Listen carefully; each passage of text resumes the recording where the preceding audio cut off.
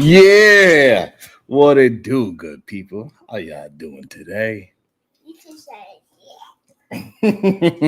You like it when I do the screen? You like it when I do the screen?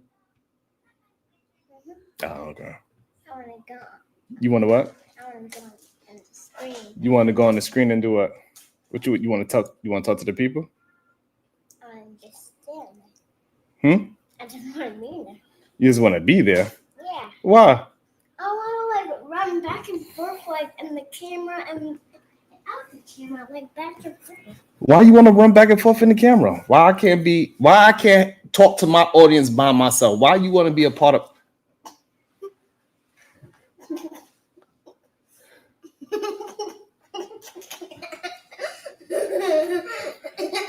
Why you all up in my business? Huh?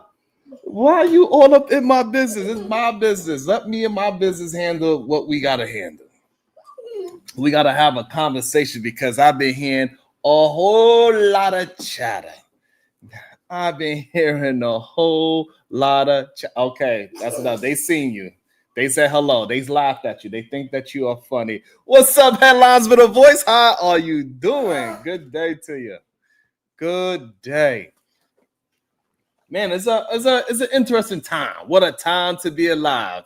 How you doing, young Riaz?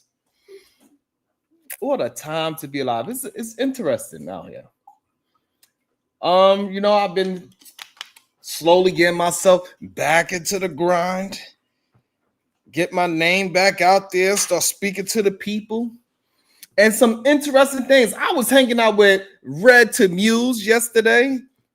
Izzy Bands was there as well. We was having a very interesting conversation.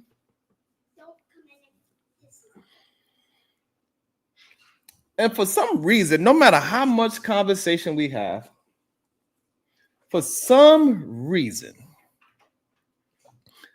it is men out there that just don't get that hard work works.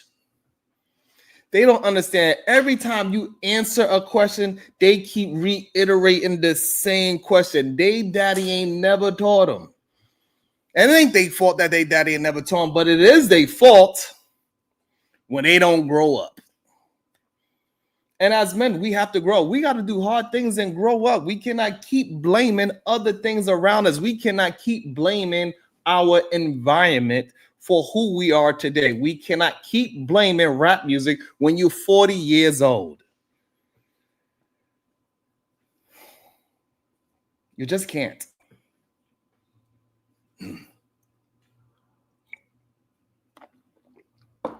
I was talking to the young man. His name is Broken Berlin. And it was just wild to hear him after he come up with a scenario. We come up as a collective, come up with an answer that is suitable for the question. He even said he agreed with the answer, but he still went to reiterate it again and said, but what about? And they just keep getting caught up in these what about isms. And this is why the silent war is working, and it is loud as hell. And the red pill, black conservatives, they don't even understand that they are soldiers in this silent war that is very loud. Let me see. Let me get my. Can you put the air on real quick? And Mills is absolutely ridiculous. It's one thing to acknowledge what happened to you. It's another thing to keep on pushing the rhetoric that happened to you without any change in your own life. You have to do something about it. Make sure y'all hit the like for the YouTube algorithm. Thank you so much. I appreciate y'all for rocking out with me. I really appreciate y'all for being there for me. And I'm going to be there for you as we keep continuing to build up the SBG Nation. The SBGs, what does that mean? We are a solution-based group. So we deal in solutions. We do not stay in the problem. We have a problem. We speak about it. We get the solution. And then we implement it today. We don't waste no time. We do it now. It's no time to waste. We got to keep things moving forward. What's up, Next Level? Next Level MF. That stands for Next Level Moving Forward. Beautiful name. Thank you for always holding me down, showing me love. I appreciate you, Next Level. And he just couldn't get through that it is always, he didn't understand that he's always pointed the finger towards something else and said, this is the reason why I'm like this. And they just don't understand, like when they say all this feminism is the reason why XYZ. Feminism is the reason why I can't get no cooch right now. No. The reason why you can't get no cooch right now because you keep following the wrong people. You keep believing in the wrong ideology. You want to believe in these fake pseudo intellectuals all the time. You want to believe that a red pill man is somebody that says, hey, men need to work on their health while smoking on a cigarette. Men need to watch what they put inside their body while drinking on a drink. Men should not date women that have children by multiple men, and then they go ahead and marry them. This is the problem. Y'all keep believing in the sad story. The problem is what I'm starting to really understand. That's what I'm really starting to grasp. Is that these men worship the wrong men. This is why they keep trying to push the wrong men values on good women. And they keep trying to make it seem like, hey, no, it ain't me. Girls don't like the good guy. No, it's because you, sir, when you look in the mirror, you don't like the good guy. You keep on having this imaginary man pop up in your head that all the women like that's not you. And the main reason why it's not you is because you are afraid to put in the work to be that great man that you see yourself to be. So therefore, that man is a bad guy because you're not willing to put in the work to get him and be your best version of yourself. So yes, to you, that man is a villain. So yes, that man is a villain because everything that you are not, that man is. He looks like you. But for some reason, he got this strong physique. For some reason, he could do at least 10 push-ups. For some reason, he will go for a run. For some reason, that same man that you villainize and that saying is the bad guy, that man is willing to do what you are not willing to do, and that's why you think he's a bad guy. You are talking to yourself. Next, I'll move forward. Said, what does it mean when dudes come to YouTube to learn how to be a man? I think that is just a man looking to be himself, and he don't know how to do it, so he's finding excuses of why he can't be himself. So when he come on YouTube looking to be a man, he already know what it takes to be a man. He already knows what it takes to be the man that he wants to be. So he goes looking for that man that he wants to be, and they usually find it in a degenerate man that could talk well and brag and boast with no results to back it up. So they know how to be the man. They just don't want to put in the work.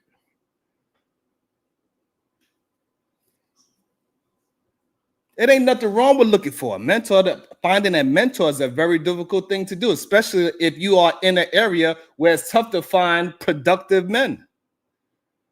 So I could understand looking for mentorship. I could understand looking how to become a better man. That is understandable.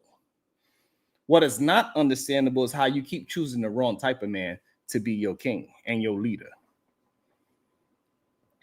That is a problem. When you look to these men that are doing the exact opposite of what you know is the right thing to do, it is much easier to do the wrong thing. I get it. But if you want to be a great human being, you got to do the hard things. It is no way around it. Majority of the men that they want to listen to that say that have all the greatest talking points, you can see they are unhinged. They are literally the emotional ones that's out here screaming and crying, 2 panels, 2 women begging for their attention, begging for that woman to see his point of view. Hey, Cassandra.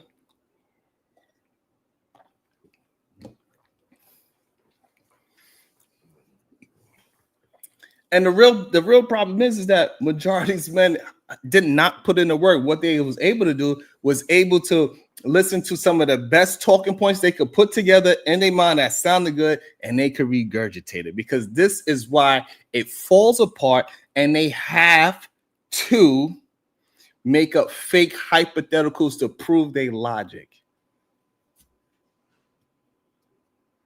They have to make up fake hypotheticals to prove their logic. And it doesn't work. Does a talking point reflect their reality? No, it doesn't. This is why they have to always continue to make up fake scenarios to prove their point. This is why they never actually talk about real life scenarios, because they have no application to these two-day talking points whatsoever. It's not one time they ever came up and said, you know what, let me put that into application. And the worst part about it, right? And that's like about 75% of them never use the application for it whatsoever. However, the other 25% that actually use the application of the red pill talking points in a real life with their girlfriend, they wind up losing their girlfriend or getting divorced. Even worse, losing their whole family. And then now they could become part of the statistics of the red pills. And now they really are part of the group, because all the men like, see, I told you, as soon as you started telling the truth, as soon as you started telling the truth, she started acting different. That's because you are a different person now. You are not acting like how you're supposed to act. You are not moving in your masculinity. You're not moving like a man. Because a man's supposed to move forward. A man's supposed to show deference to his goddamn family. He should be nicer and kinder, proper word. He should be kinder to his family than the people that's outside of his family. How you kinder to a man on the internet than your own wife?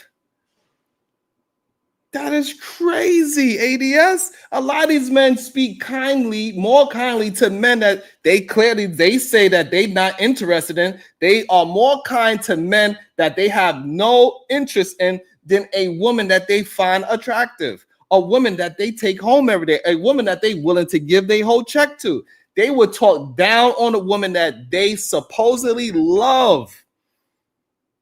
They would do their best to make that person feel bad. The person that is attempting to cook and clean for them. All because she said, damn, babe, you make $10. Can you try to get 12? Can you please ask your boss for a raise? I don't want to use a one-ply toilet paper no more, babe. Can you please go ask for a $2 raise so we can get a two-ply? Every time I wipe my ass, the fingers going through the damn...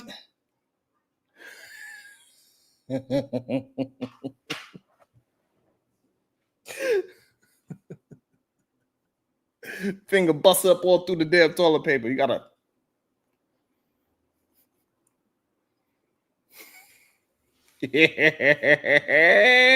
Black and proud.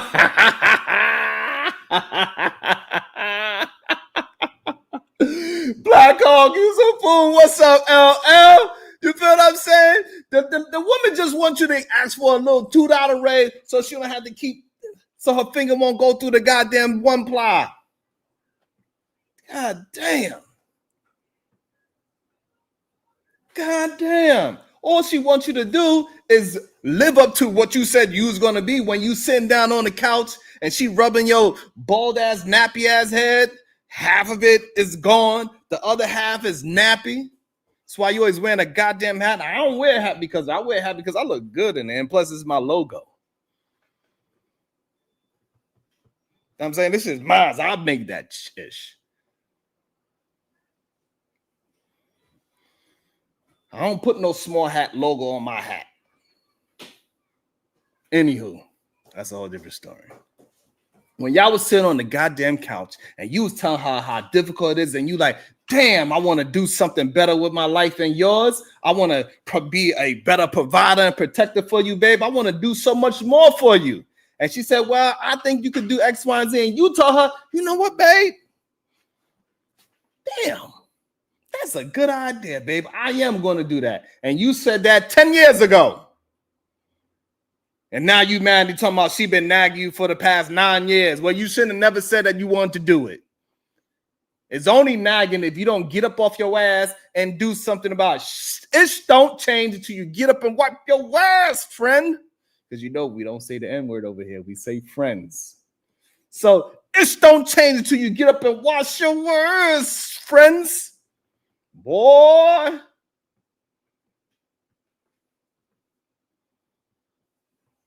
These friends are crazy. I don't know what's wrong with these friends. I don't know what happened, but somehow the realest friends alive disappeared. I'm the last one breathing. Yeah. Black Hawk, that joint be killing them, friend.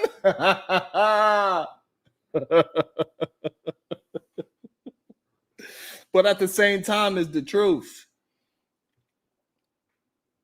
And it is okay as long as they be honest about it. The problem is they don't want to be honest about it. They trying to be the smartest man in the room by asking dumb questions. And people always try to say, hey, it's no such thing as a stupid question. Yes, it is. Let me tell you why it's a stupid question to a very... This is why it's a stupid question. Because your dumbass... Friends, let me try to calm down. Because your questions can show the other person how uninformed you are. And at a certain age, you should be somewhat informed. And then, number two, so if you do ask a decent question and then you get a decent response of an answer back, and then you reiterate that same question, that shows how dumb... That shows that you are not willing to learn and implement. You're not willing to implement things when you hear the correct information. You are at war with your negative version of yourself, and that is a problem. Hey, Black Beauty.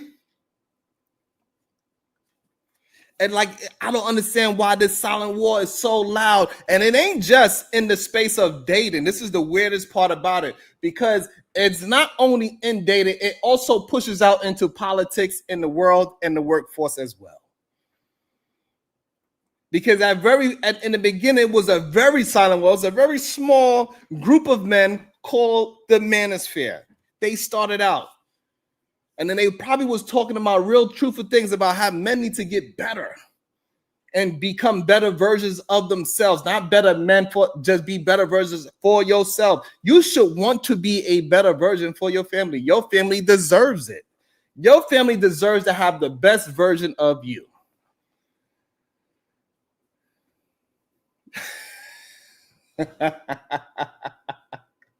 What up, Beige Lives Matters? What up, man?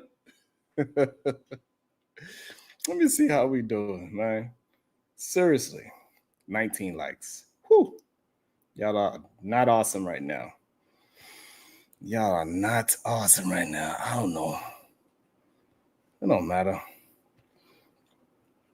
One thing I did learn is that for real, it don't even matter how good your content is or how good you are able to communicate. When you hurt certain people's feelings, it affects your channel. When you lie, man, it just seems so much easier. But that's why I do the hard things, man, because I think the hard things is worth it. P. Chicago says, if the gods in this space actually had to go outside and prove what they say, the manosphere would cease to exist. They have to hide behind avatars because majority of them are truly weird. 100%. Truly weird. And this is why they also only go to safe spaces. And what's a safe space for most of these weird old men, right? They would rather go to a place where majority of the men are in an echo chamber. They are afraid to go outside their comfort zone and be in a conversation with somebody that could truly articulate themselves in the opposite direction, right? Somebody that actually got results to back of what they're saying. They don't want to have those conversations. The conversations that they truly want to have is the ones that are hypothetical, the ones that you cannot prove, the ones that could just keep going around in circles. Got me going in circles.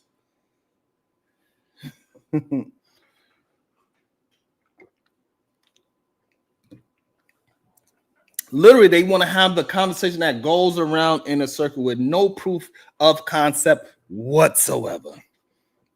And somewhat is partially our fault too, right? Because we do give it a lot of attention. The people that is out here really pushing productive thinking is much more difficult for them to move forward.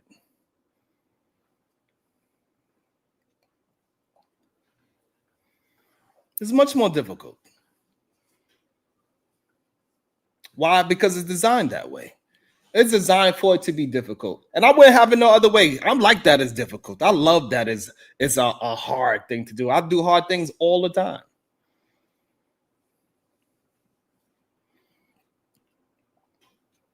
But what they don't understand is that it's all a test. It slowly goes into you, right? So again, when they started, so like when we was reviewing on Red to Muse channel yesterday, when we was reviewing, we see what Andrew Wilson he did in the show.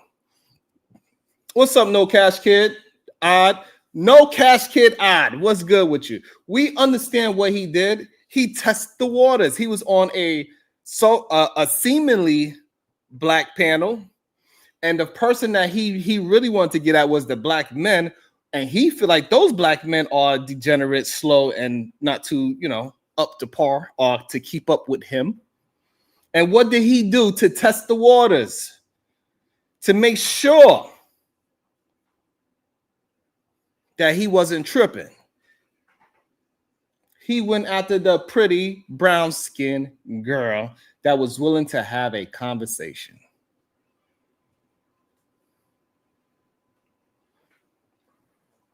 Damn, Chicago said, I put a name on it. Edward Anderson, the angry man. 90% of the guys in the chat, Mr. Fantastic. Oh, those weirdos. Y'all could share the stream and tag their ass in it too. Tell them to come up and argue with me. And so here's the thing. What he did is kind of very similar to the silent war, and how as of right now, this administration is attempting to rewrite the black reality. So Andrew Wilson, what he did was he attacked the black female on the panel. And he did it in this fake ass logic to say that she wasn't answering questions. And then so start off with she just not answering the questions, where she just didn't want to talk to him at some point because he was being rude. Because for some reason, men believe that being rude to a woman on a panel is manly. They don't even realize how sassy they actually look. It's nothing manly about it. It's much more manly to show your power by not executing your power, by not pushing your power onto other people, especially a female or a child. It's nothing manly about that. That might be fair, Black Hawk.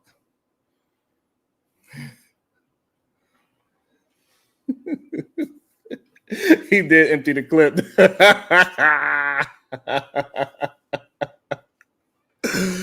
And so he tested that young lady to see what the men was going to do. And once the men didn't do nothing on the panel, he's like, oh, it's free reign over here. And then he slowly started attacking the men as well. He really started showing his ass. And this is the same thing they did with America. Absolutely is the same goddamn thing they did. They always talking about freedom like it's a goddamn Costco membership. You see the boy out there selling the goddamn the immigrant gold card, the Trump card for millions of dollars. It's a Costco membership. I thought you didn't want immigrants here unless you got $5 million. Hey, you got $5 million. Hey, we will overlook all of that, all the nonsense that I said before. We don't care if you accumulated $5 million that you can invest to America with this gold Trump card. All of a sudden,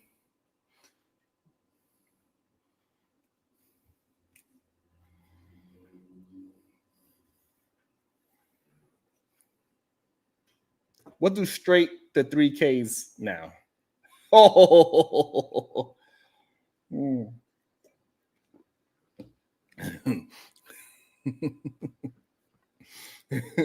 So similar to what Andrew did on that panel that night, similar to what how the manosphere had to separate themselves and had to have a new section called the Black manosphere. What they did was they start attacking the Black women first to see if the men gonna buck up, how many men gonna buck up, seeing who they really have to fight, and then they move forward. And then they start punking the men as well. Soon as the Black men start being Black conservatives, wearing MAGA hats and being proud to say that Black people ain't ish, proud to say that Black women ain't ish, even though Black women probably been the least visible within the last couple of years. They've been minding their business. Besides Jasmine Crockett, Black women been minding their business. They've been out of social media for real, for real. They ain't on the streets twerking. They not in the courtroom twerking. They're not out there running men over. They're not out there trying to start no protest. Black women been chilling. They done took a seat back, and these men are keep on attempting to antagonize even the ones that are fit, friendly, and feminine. It's kind of wild when you think about it. What's up, B-Love? Good day to you, beautiful. How you doing? Hey, shout out to my guy. Something to help raise your YouTube sons.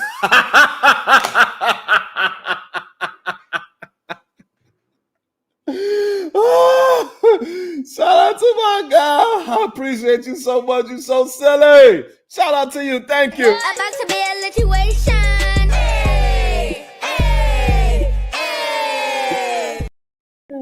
That was hilarious. That was funny as hell. You know, I gotta raise these goddamn YouTube sons, goddamn it. What's up, B-Love? How you doing today? And so they keep trying to, even when the woman is a nice looking woman, she's in shape, and she was friendly enough to have a conversation before, they will still attack. They will find a way to antagonize her, to make her hop off her so-called femininity so she can start raising her voice, raise her blood pressure. So now that gives them an excuse to, because, you know, as soon as a woman breaks out of any slightest little bit of femininity, that gives them all 100% reason to be disrespectful, even though they were shit testing first. It is so interesting to me that they keep saying the things that they do. They say a woman will always shit test you, but really it's all these red pill men that's the ones that's always shit testing. Right? We all seen the movie Bronx Tale. What did he do to that woman? He put her, he wasn't being chivalrous. This is the problem that a lot of men have. They have this fake chivalry. That dude in the Bronx Tale, when he was a young man, when he got in that car, he took that beautiful Black woman on a date. He got in the car. He acted like he was being chivalrous by opening the door and letting her in and close the door. But what was he really doing? Somebody tell me. Some BS. What did he really do? What was he doing? He was trying to gather some information. What information he was trying to get? What did the old red pill incel manosphere, the no good sucker, tell that young man? He said, what you do is you fake it. He said, hey, listen here, son. She's a nice young lady. You fake chivalry. You lied to her. Act like you chivalrous and you care about her. That's what he said. He said, you go to the car. You open up her side of the door for us. Open it up. Let her in. And then you walk around the long way through the back of the car so you can look inside of the car to see what she do. If that woman reaches over and opens up the door for you, then you know she's a keeper and she cares about you. So that whole chivalrous act that he had was a goddamn play in the first place. Man wasn't chivalrous. He was playing the game.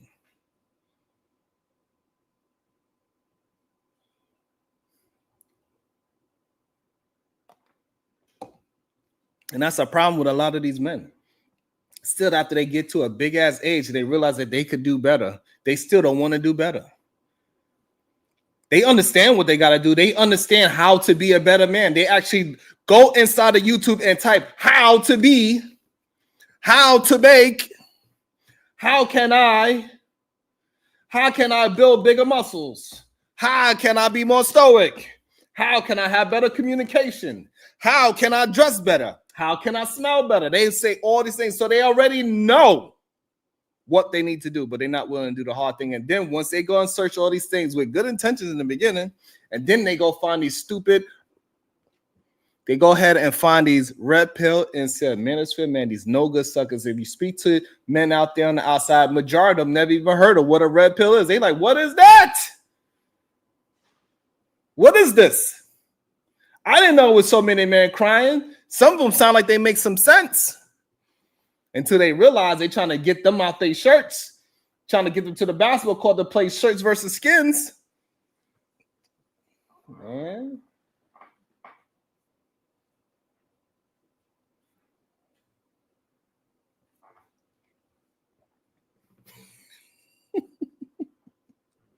They trying to play shirts versus skins. You better be careful.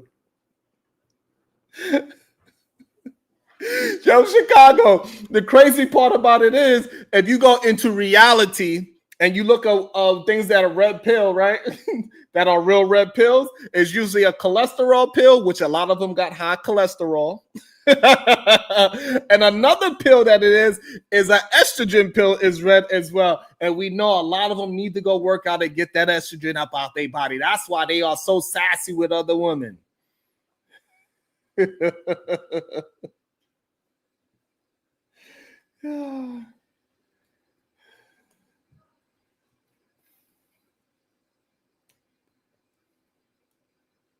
A black European? What black European you talking about?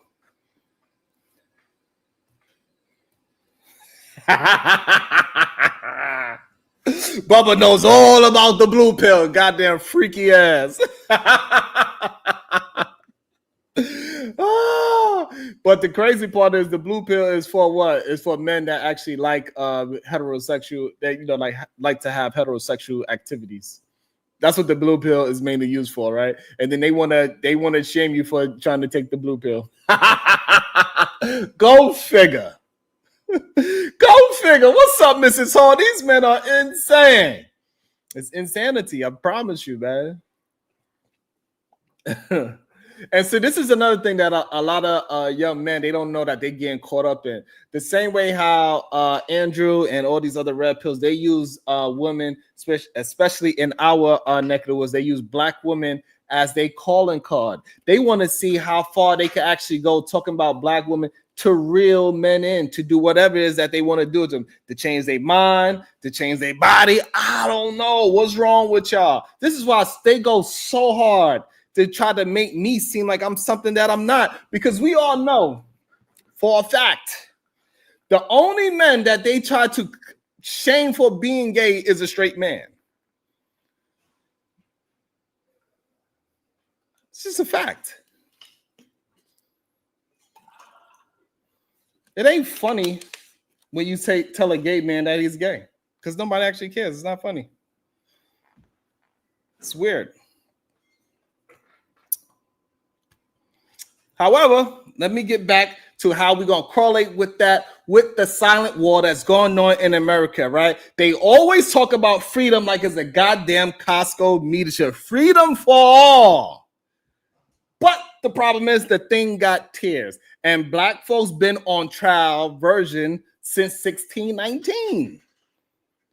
That's the truth of the matter. Black folks been on a trial version of this freedom in America since 1619. When can we get our goddamn subscription, sir? Is it okay that you let me get my subscription that you said I'm supposed to have? They canceled DEI, diversity, equity, and inclusion. Now, the thing that says that, hey, maybe don't hire only dudes named Chad. And when you say something like that, they say, oh, that's woke. Like, it's wokeism now. Now we've got something called they try to flip everything that we say and try to flip it. We say, hey, we awake, we woke. You know, Spike Lee been saying it for years in all his movies. Wake up! We've seen it. And we've been saying, hey, I'm woke. I'm not asleep anymore. Now there's wokeism. And then they try to flip it into a negative thing. It's crazy. God damn, that's a crazy name, Black Hawk. That is one wild, crazy name. Right? So it's just that I've been black my whole life. I didn't wake up. I was born in this goddamn fire. It's hot. You know what I'm saying? They tried to make it seem like, DI was like divisive, you know, and it's just weird. But you know what was divisive? Slavery. Nah. You know what was divisive? Jim Crow. Nah. They keep trying to make DI divisive. You know what was divisive? Redlining.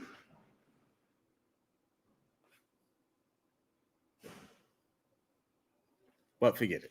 We could just blame the HR department. We could just blame the HR department for all these things. They hired a black woman fire chief. That's the reason why LA is burning up, even though LA been burning for years. It just never stopped. They made movies about it. They got so many movies of these men fighting fires in the woods and dying. Over there on that side of the world, California been fighting these fires since California's been invented. But for some reason, all of a sudden, because they got a black fire chief, now that is the real reason why things is burning in LA. Shut your...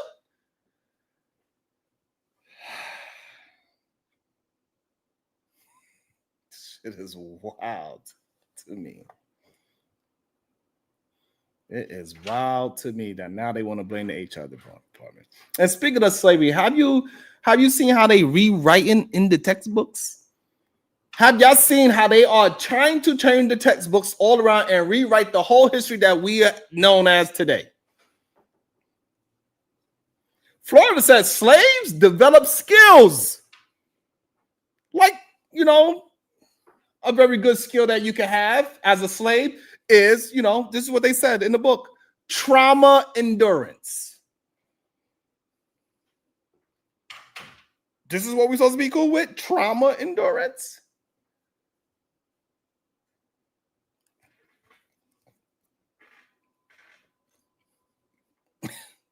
This is what they got in the school books. Trauma endurance. Like surviving whippings and still raising somebody else's kids. You know what I'm saying? That's another skill you learn. Slavery was very good. You learn how to take an ass whooping and you know how to raise other people's kids.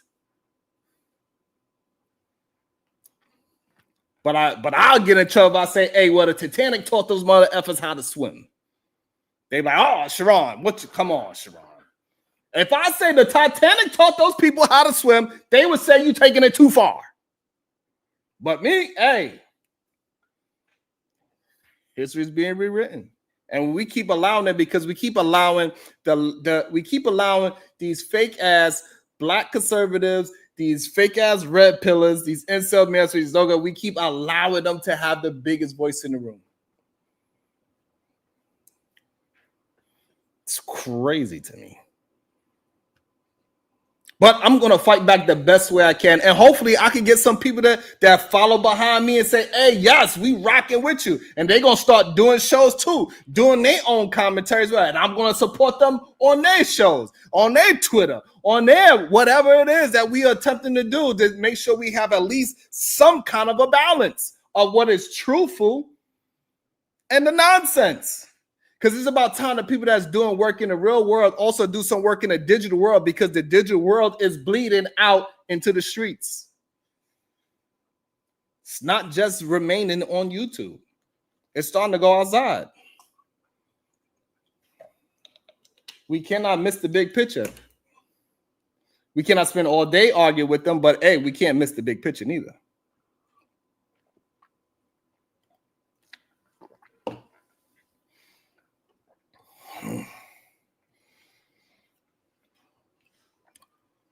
And they just keep on trying to remix history like it's a goddamn Drake feature.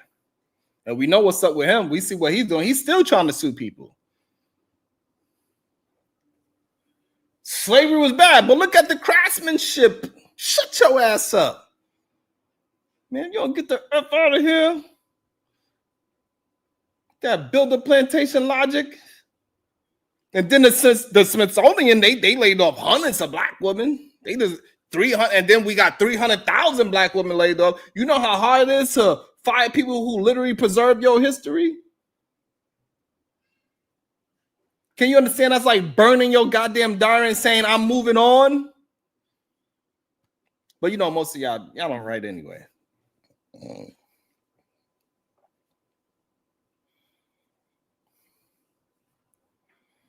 Exactly, Bubba. Homeschool. This is what I'm saying. It's a crazy dog joke. That's the whole point, Bubba. You ain't miss it. It ain't too far. That's exactly the same. Hey, I don't know if you whatever. You're trying to trigger whatever it is. But that's the problem. Shit is going too far. That is offensive. And it should be offensive. And it should be okay for people to speak up about things that are offensive to them when it's specifically about them. It should be okay. I don't understand what's the issue with that. I don't know why we acting like burning your own diaries to say I'm moving on is a suitable solution. That doesn't usually work that way. And this is the funny part about it. And when all these red pill black conservatives was just like, yes, black women been holding this country, you know what I'm saying? Like they getting fired on this mass situation. They think that it's not going to trickle down to black men is insanity. It was once upon a time where it was very difficult for black men to get a job. We know that it was. We know what it means when he said, make it great again. He's attempting to. He started with the immigrants. He got those ICE agents out there. Then it slowly went to DC. Now DC got ICE agents in the middle of the street doing what they do, cleaning up the streets. Same way how he says cleaning up the streets for the immigrants. Same thing happened. It's the same play. It ain't no different. Yes, baby. I guess so. Yeah, it's not too late. Yeah, because ices that we get actually made out of fruit. Yes, that icy is made out of fruit. Yes. Yeah, Chicago. I'm gonna get back to the show now, baby. Okay. All black servers should have to prove they're not using government assistance as far as sending their kids to public schools. All day baby mamas being on food stamps. And also they should be actually conserving something. So that means they should be married. They should be paying all the bills. Their wife should be at home and all those things. They should be proving that they conserving all those things, Corinne. The problem is they don't have to prove that all long as they talking ish about black people and black women, they get a pass on social media.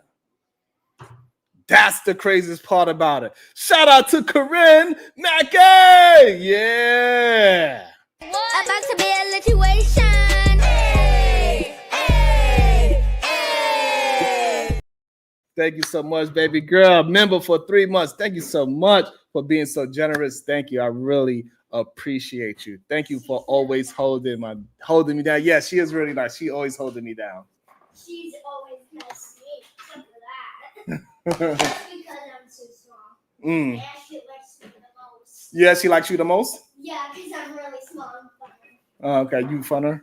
Okay, that's a word? Where you learn that word, funner? Okay. Yeah, we're gonna have to work on that. Funner. You don't know what funner means? You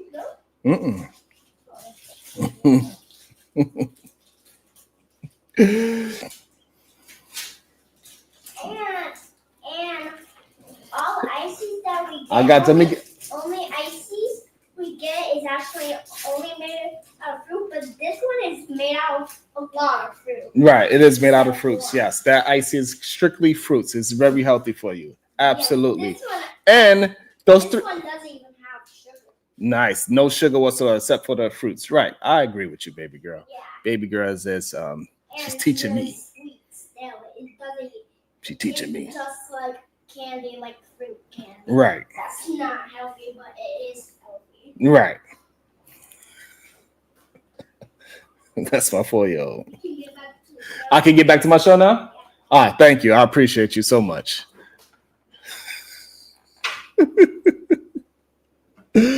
And we know those 300,000 black women was holding this, helping holding this damn country together with coconut oil and a goddamn prayer. God damn it. Fire them now. The whole damn timeline going to collapse, right? Now let's talk about the unemployment, right? The national rate is low, right? They celebrating it like it's goddamn Mardi Gras, but black unemployment is still high. They like we hiring, but not you high. We ain't hiring you though. Like we see a bunch of these goddamn ghost jobs that's out there in the world. We see them. All types of fruits. It's a mixture of fruits. Cause I gotta that's where I spend most of my goddamn money at. Eating fresh fruits because I gotta eat them. First thing in the morning, I eat we got oranges, pears, apples, cucumbers, grapes. It depends on the season. I think we headed into grape season right now. So now the grapes is pretty good. I don't like strawberries though. Me personally. I don't really like them. And like at this moment right now, for a lot of people, America job market is like Tinder. You swipe right on Chad, you swipe left on Jamal. Sorry, Jamal. We're looking for someone with a little more synergy.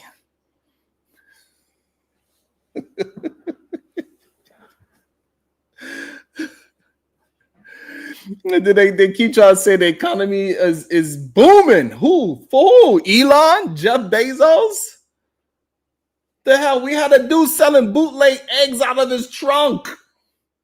Do y'all remember that? He was selling bootleg eggs out of the trunk. Organic, cage-free, and slightly stolen. They was selling eggs on the street. Like they was loose-leaf cigarettes. The F is going on here? Something weird is going on out here, goddamn it. I don't know. Hey, but despite all this, what I'm saying, us regular folks, us unread pill people, us people that actually live in the truth and live in the reality, we still gonna shine, we still rise, we still laugh, we still love, we still build. We turned our pain into poetry. Some people turned their struggle into soul food, oppression into art. Yeah, all that happened. We made jazz out of trauma, hip hop out of heartbreak. We made Wakanda out of West Baltimore, God damn it. What the hell y'all talking about? So, what I'm saying? So we are powerful, we are strong. So, I just want to shout out to y'all, man, for being that powerful and strong. It's awesome, man. Hold on. Let me see.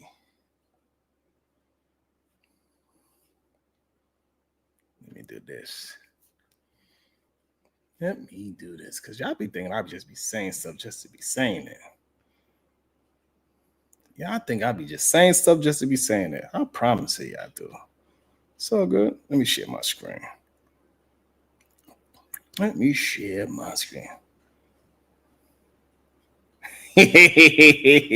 don't eat no damn egg, Stanley. Let's see. Look at this right here. What does it say? Black unemployment is where? And the national unemployment is where? Take the who and left the what? Take the who and left the what?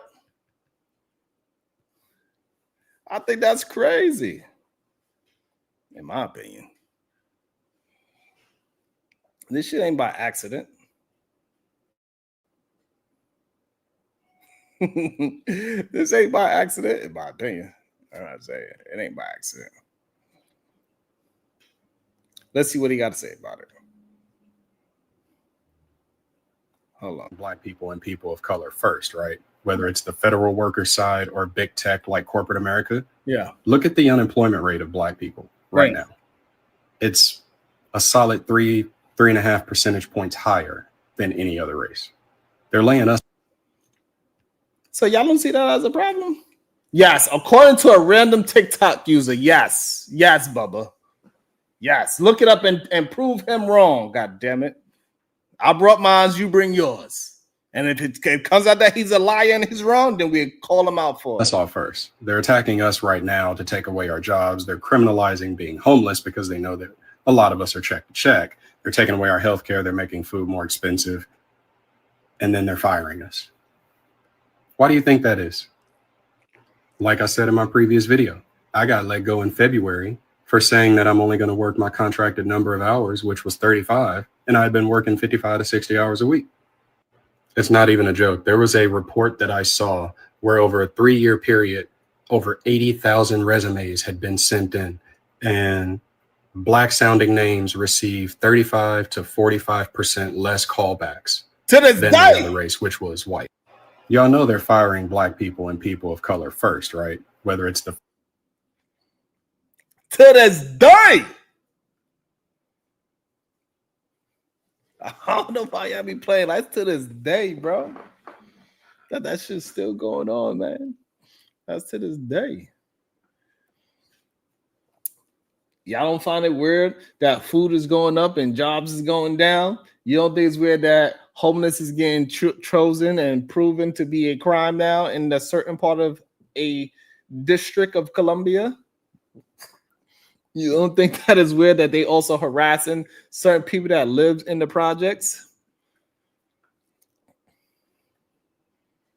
So that not only are they going to raise up everything, like you can't even buy a house right now because a house that is ran down, raggedy, a hole on the goddamn roof is $1 million. Unless you go somewhere where it's nothing but farmland, where you ain't going to have no job, you're going to have to do nothing but homestead. And hopefully you can find somewhere to sell your goddamn eggs to the goddamn man that's selling eggs on the corner. Being homeless is a crime. This is what Bubba is saying. And now they also pushing the fact that, hey, listen, this man he was in tech. He's been laid off since February, he said. What he gonna do? He don't seem like a man that is trying to live off the system. He doesn't seem like a man that is crazy. So if this man become homeless, and now that changes the whole narrative of that everybody that is homeless got to be something wrong with them.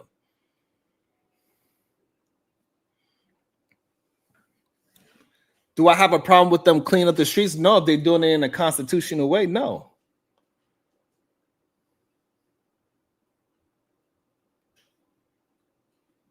If you're doing it in a constitutional way, clean up the streets, then I have no problem with it. But when you are attacking people's livelihood, then yes, I have a problem with it. When you're attacking people's livelihood when it comes to a goddamn race, and especially if it's my race that looks like me, yes, I have a problem with it. I don't understand how people don't have a problem with it. I don't understand why people acting like it's just status quo. It's America. Welcome to America. No, we don't just allow things to happen here. We get to speak up and say what we want to say. This is no dictatorship, sir. We get to speak our goddamn mind. And since when we became afraid to speak our mind? Since when we just allow things to happen? Oh, hey, that's what it is.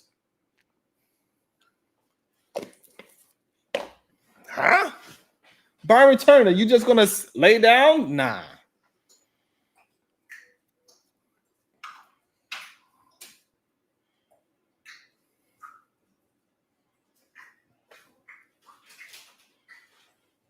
Bubba's saying, hey, we should have more of a welfare state than for our homeless. Hey, that's fine. If it works out, it works out. I know in places like Korea as well, right? It look like they have no homeless. It look like they have full of supermarkets, but you can't film out there for some strange reason. You can't have no camera phone. The streets is clean and quiet. It's only about 2 cars driving down the street. All right, that's how you want it to be. You want us all just stay in the house? I got you.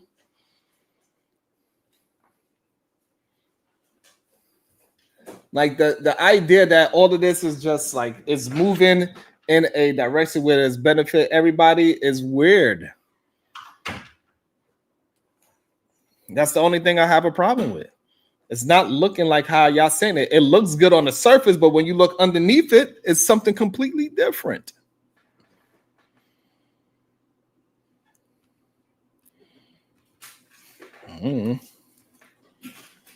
But maybe I got it wrong. That's always a possibility. That is always a possibility that I'm the one that got it wrong. I'm willing to understand. I'm not above reproach. That's a possibility.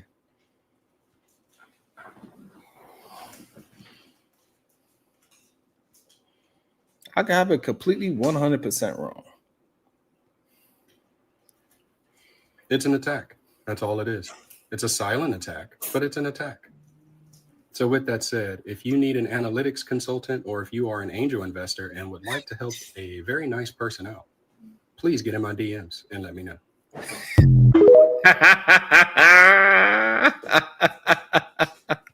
My man also solicited his goddamn skills, god damn it. He said, you need somebody that could deal with some analytics. I got your back. He's somebody that's looking for goddamn work, Bubba. Like, I think it's all good. It looks all good under the surface. You know what I'm saying? Like, it looks good on the top.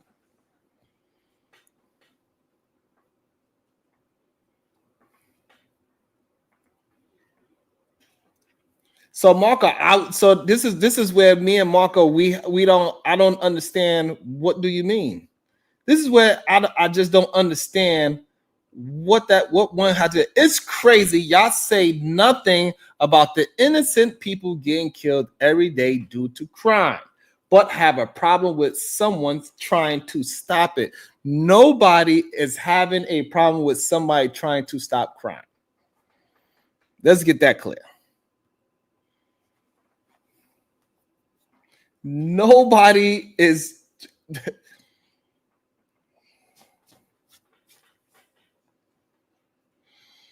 If you have to take away people's constitutional rights to do something, then it's just not the American way to do something. It's just not. And for some reason, we got to be able to see the slippery slope. Is it going to clean up the streets for a little bit? I hope so. I hope it works out for the best for everybody. I hope the homeless people get, whatever they can get.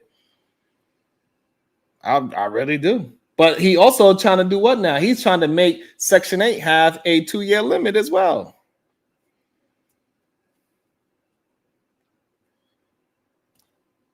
Money Marker, I do not believe this initiative is about stopping crime. No, I do not. Absolutely not. If it's about stopping crime, what crime they trying to stop? I mean, they had a war on drugs forever and they still can't stop it. Why? Why they can't stop the war on drugs? Why do they even have a big pharma? Why they can't stop the war on drugs? They've been fighting the war on drugs since 1992. All the way in the 80s, 87, 82.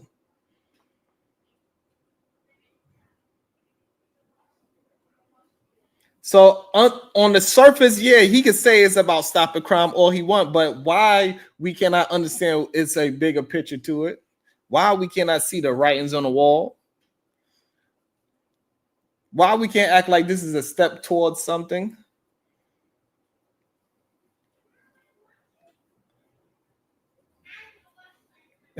Chris Mo is crazy, right? When you really think about it. The man is trying to stop, he's trying to stop Medicaid. He's putting a lot of old people at risk. The man trying to stop Section 8. He said, hey, now you're only going to have Section 8 for 2 years. He's making it more difficult to do that as well. He's making it more difficult to get food stamps as well. Making it even more difficult to what you can eat on food stamps as well. What do you think is going to happen? We already have all these people in the population. That is, I don't know if that extreme of having people destitute, homeless, and hungry is going to stop crime.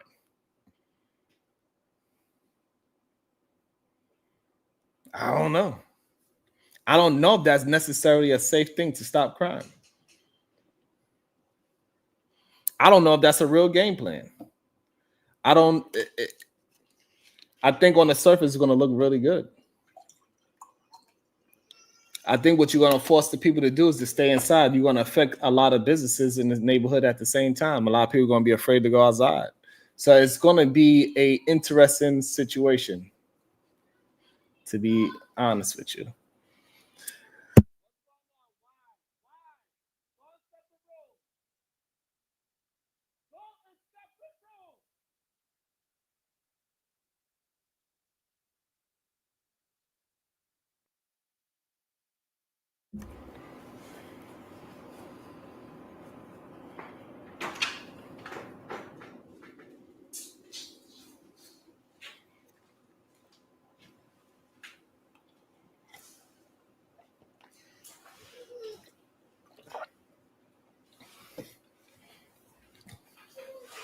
I don't know, Carl Anderson. Why is the Alabama National Guard being sent to D.C. to assist with Alabama, Mississippi, and Louisiana have some of the highest homicide rates? Because it's a red states. They don't want to invade the red states because they know if they invade the red states, those people will buck up and buck back, literally and figuratively. That's why. They know the red states, they don't play because they know what kind of people's in the red states. Even though majority of the red states have some of the highest crime in our nation. Especially if we talk about per capita. Because you know they love to talk about per capita.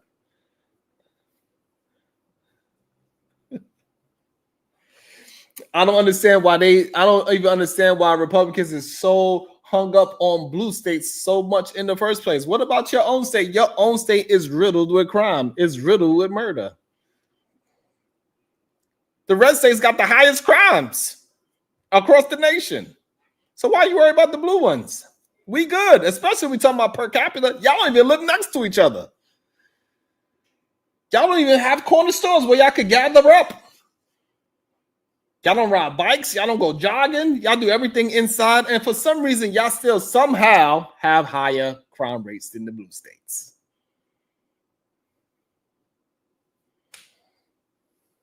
You know what I'm saying, Dina? It's wild. It's crazy. But it goes to show that they just really doing it for talk. They only doing the blue states because the blue states have a certain kind of people in there. That's what it is.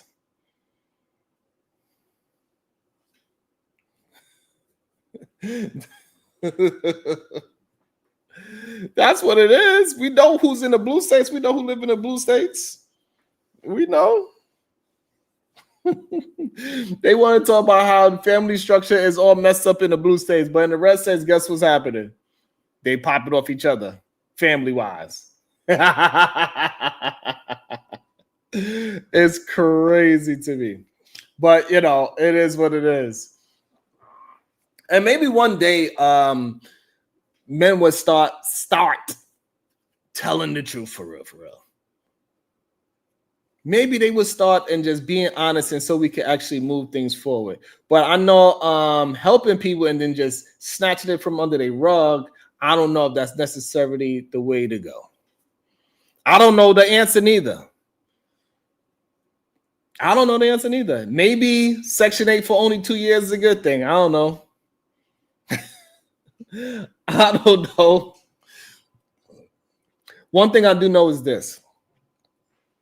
If they are going to do all of this deregulation, taking away food stamps, not allowing people to be homeless, they taking away the ghetto, they take away Section 8. Section 8 got a 2-year, it's going to be a 2-year limitation on Section 8. They're going to have to lower the cost of living. They're going to have to lower the costs of houses. A lot of people going to have to lose their money in the housing market and where you live.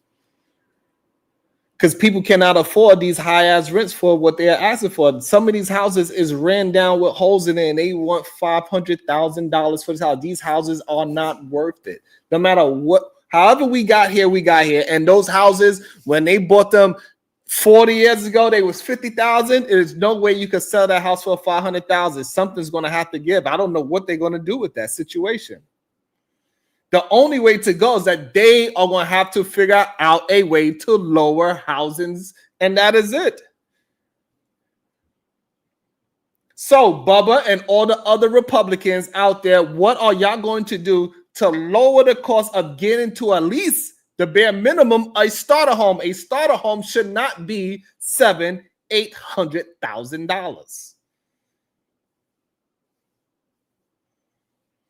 You saying that the price is going to start to drop, but who's going to sell a house for a profit loss? If you bought your house when the pandemic was happening, now you bought a house over $200,000 over asking price. Number one, the house is already overpriced.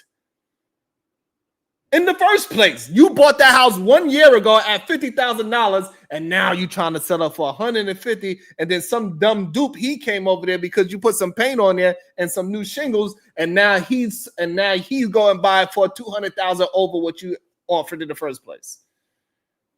So now the house is $350,000 over what it's really worth. Who's going to take that loss? Something's going to have to give. You keep taking away all these programs. Something has to give. It sounds good that you're saying that, hey, they're going to just, prices are going to drop. How? Who's going to regulate? So you're saying Trump's going to tell everybody, every homeowner that wants to sell a house, y'all all going to have to take losses because I took away Section 8. And now we cannot have homeless people. We are not helping people. And also, why the cost of living went up, food prices went up, rent went up, home ownership went up, car prices went up, everything went up except for people's salary. What are you going to do?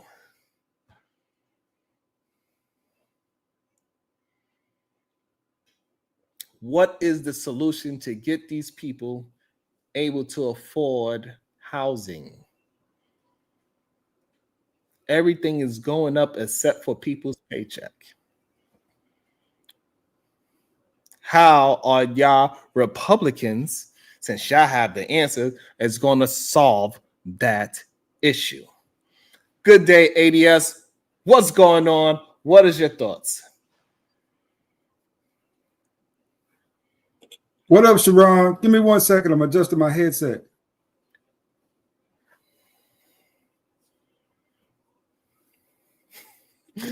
Byron Turner, it's crazy. 10 years ago, the house was $150K. Now it's $300K with the downgrade.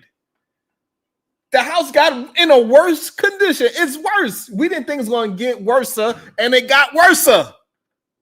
Literally. When we thought it couldn't get no worse, it got worse. There we go. Can you hear me now?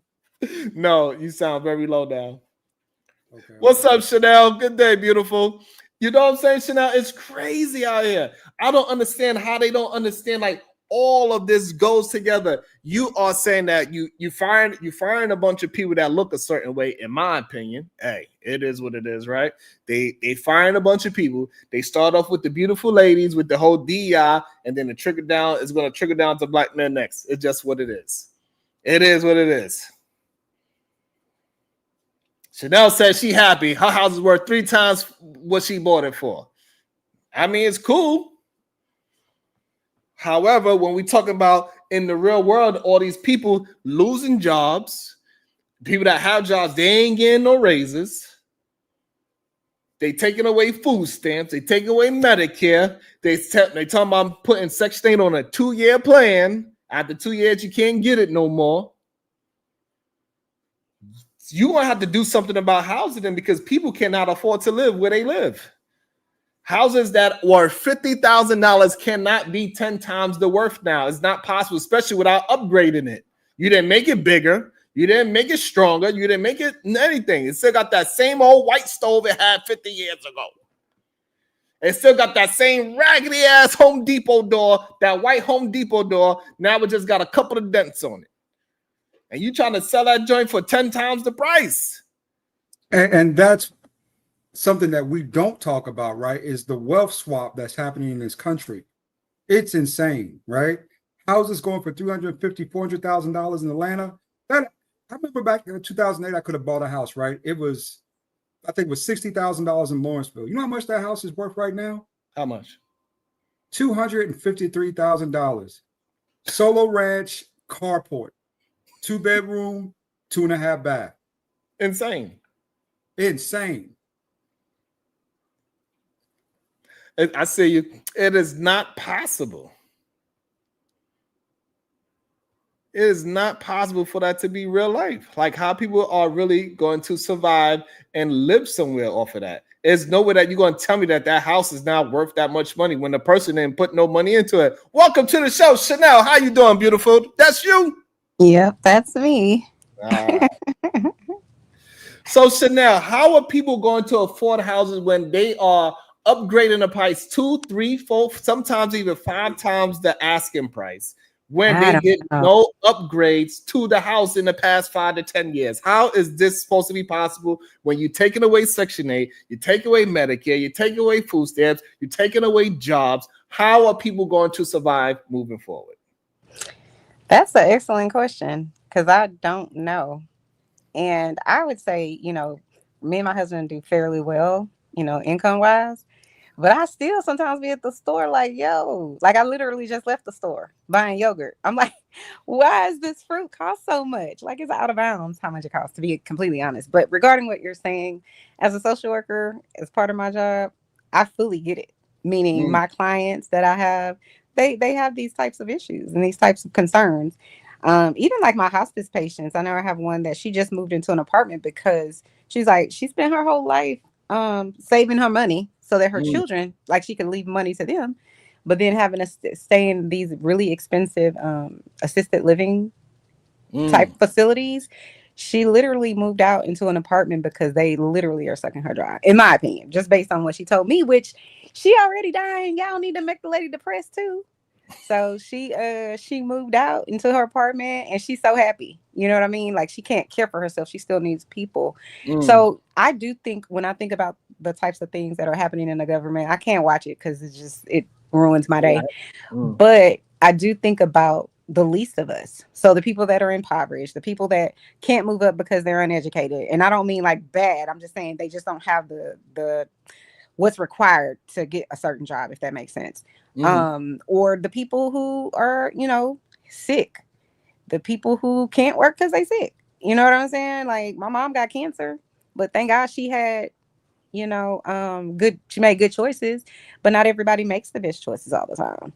And I think about the people who, living on the streets. I'm like, I don't know. You're in New York, right? Because listen, in Texas, I'd be like, so why is 106 degrees outside? And it's 8:30 p.m. Like, what the hell? So I'm saying that to say this, like legit. If I'm in my car and it's air conditioned and I'm still hot sometimes, I'm like, it gotta cool down. I'm like, what about the people that's outside in the heat? Like it's so as far as what you were saying about like trying to buy a home, the way that the real estate market is just savage, in my opinion, with these interest rates. I'm like, like even like my cousins who make way more money than me were buying a house, I think 2 years ago when the market was really crazy. It's like they started off with one interest rate and something happened in the market, and then like 2 weeks later, 14%. it was like a ridiculous amount of interest. They they finally they got it done, but it was even like $50,000 down and all this kind of stuff. I'm like, who just got? I mean, not a lot of people have 50 grand in their bank account to just say, oh yeah, we're gonna put this down on a house. So. Right, especially when it's your first house, right? A lot of people are priced out of the market. The ones that are doing well, this is the problem that a lot of people are failing to see when, and this is why I don't understand. Like the people that are seeing this so-called attack on crime as a good thing, they really do not understand how this world actually is moving for real. They're not really. I feel like the crime gonna get worse. They so caught up in their own bubble and they probably insulated, right? Like if you're in Texas, you could still catch a house for 200,000 in Texas, right? You're gonna be spending it though. It's not like it used to be, right? But at least you can still get something for 200,000. Yeah, you can. You're right. In most places, and at least Texas is still a decently populated area where you can see people and shit. Right. You can still do things, right? But and everywhere else where you get in 200,000, you in the woods, literally 2-3 hours away from somebody. And like I think about the real estate market too, because years ago we've been in our house almost 20 years, but like I remember when we were looking for a home, there was this estate that I'm like, damn it, I wish we would have bought a home there, because the house that we were looking at was probably close to 200,000 at the time. And it was on a lake. Like, there was a lake in our backyard. And I couldn't convince my husband, but really he lied to me. He didn't tell me how much we were actually approved for until after we bought our actual house. I was like, yo ass. Anyway, sorry. Being responsible, yeah. He was, but we could have had the house on the lake, and that house right now, I can guarantee you, is probably over $500,000. Right. And it's You not, know what I'm saying? The problem is, it's not really worth that. A lot of these houses, they are not worth what they are, what they sold for, especially when the pandemic happened, when people was paying 200,000, 150,000 over asking price, and the asking price was already high. You know what I'm saying? Like, so already that created a huge problem that I guess for some reason people thought that this bubble wasn't going to never pop, and they just the interest was so low that they had to pay 200 and 300,000 over asking price. But now we having an issue because we cannot put we can't put it back in the bag. We can't put the cat back in the bag. That's the problem. No, that house was never worth 200 to 300,000 dollars over asking price. No, that I know. Neighborhood was never worth 200,000 over asking price. When that house was built in 1973, it was worth $20,000. Stop it. Which house y'all talking about? Because I just any one of these houses, Chanel. These houses ain't worth no goddamn 200,000. No, I agree. My friend is Grandpa bought a house back in the days, and he was only making $5,000 for the year. I know. Don't even start. Don't get me started. Yeah. No, I know. And it's like it almost feels like it came out of nowhere. Like what happened in 2008, 2009 when President Barack took over was like a big, huge thing that they knew that was going to happen, because they were giving back people who couldn't really qualify mortgages that they couldn't really qualify for, but they were just making them qualify for it. Yeah. But what happened during the pandemic and what's I think still happening, it's a whole nother. I don't understand how you can overvalue homes that much. Like I'm not a real estate person, so I don't understand how you could overvalue it that much. But it's happening. And like me and my husband, I was like, man, we should sell our house. Because remember, I was saying it's worth like 3 times as much. Right. I was like, we should sell our house. But it would cost us more to get even close to the type of house that I would want. You know what I'm saying? So it's just like it's pointless. Yeah, and it needs some kind of correction. I think a lot of the red pill, a lot of the Republicans, that is a part that they are missing out. They're not really understanding the climate of why people are acting the way how they acting. Right? They just say, you just got to do better. They understand perfectly why you're doing it. They know why you're mad. They just don't care. That's different. Okay. And right, so like they understand, like, hey, people are wild in the street is because they can't eat. They ain't got no job. They can't afford it. Like right now, I believe Howard is calling for all their loans. You can't even afford to go to college. Oh. They said, hey, listen, we need you was here last year. We need 20,000 in full, or you cannot come back next year. Damn, really? That's what they do. Going to community college, yeah.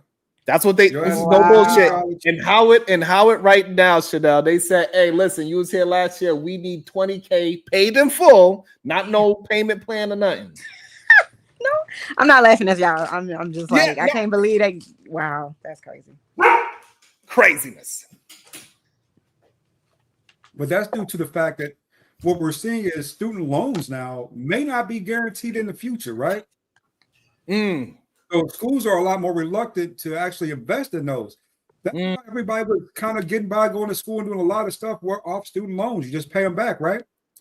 With the new administration, though, and the way they're kind of handling student loans, I can see why colleges will be very hesitant to, to allow you to kind of back pay that money, right? Because now it's coming directly out of the college versus from a student loan. And so we know that is one way to get into a better financial situation is having a college education to give you a skill, as long as you pick the right degree, right? You do need to pick the right degree. A lot of people do not pick the right degree. That's a whole different conversation. However, still, a degree would get you into a lot of doors, into a better wage of a job. It will. It's just what it is. I can't believe Howard University said that. They say, yo, pay us. You gotta pay, and this is and this is a lot of the first year students too. So like your first year, you ain't learning shit. You not. It's a repeat of the 12th grade. Yo, most people first year in college, they not even doing math 101. They doing math 01 because they ain't learning what they supposed to learn in goddamn high school. They still learning 2 + 2, Chanel. But you know what's crazy?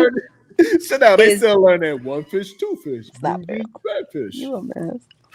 No, but what's crazy is like you ain't gonna be able to afford your meal plan or stay in the dorm. Like that whole thing. Like tuition is one thing, and you probably can't do it afford your tuition, but you certainly wouldn't be able to do the whole college thing that a lot of people dream about. I mean, look, Robin up, she just said it right. They requiring degrees and lowering the wages for jobs right now. But guess what? Housing is going up. Mm-hmm. Guess what? It's obvious. A used car is going up. They can't even sell cars at this moment right now. They can't even sell cars. They can't even get them shit away. Nobody want that shit. They like $1,300 for a Hyundai Palisade. What the? Yeah, what's the? I don't even know what a Hyundai. That's Hyundai. Like a really old ass car, man. Yeah, a Palisade. Yeah, they like 13. Yo, ADS, you gotta pay $1,300 for a Palisade. Man, no, I can see you, fighter. I just ain't paying attention to no Dominican. I can and Sharon, see, there's a strategy in place that people aren't noticing, right? It's called dumbing the masses. If I can cancel your opportunities to be better educated, if I can cancel your opportunity to get into fields, of sobriety, right? Prosperity, I can limit your opportunities tenfold.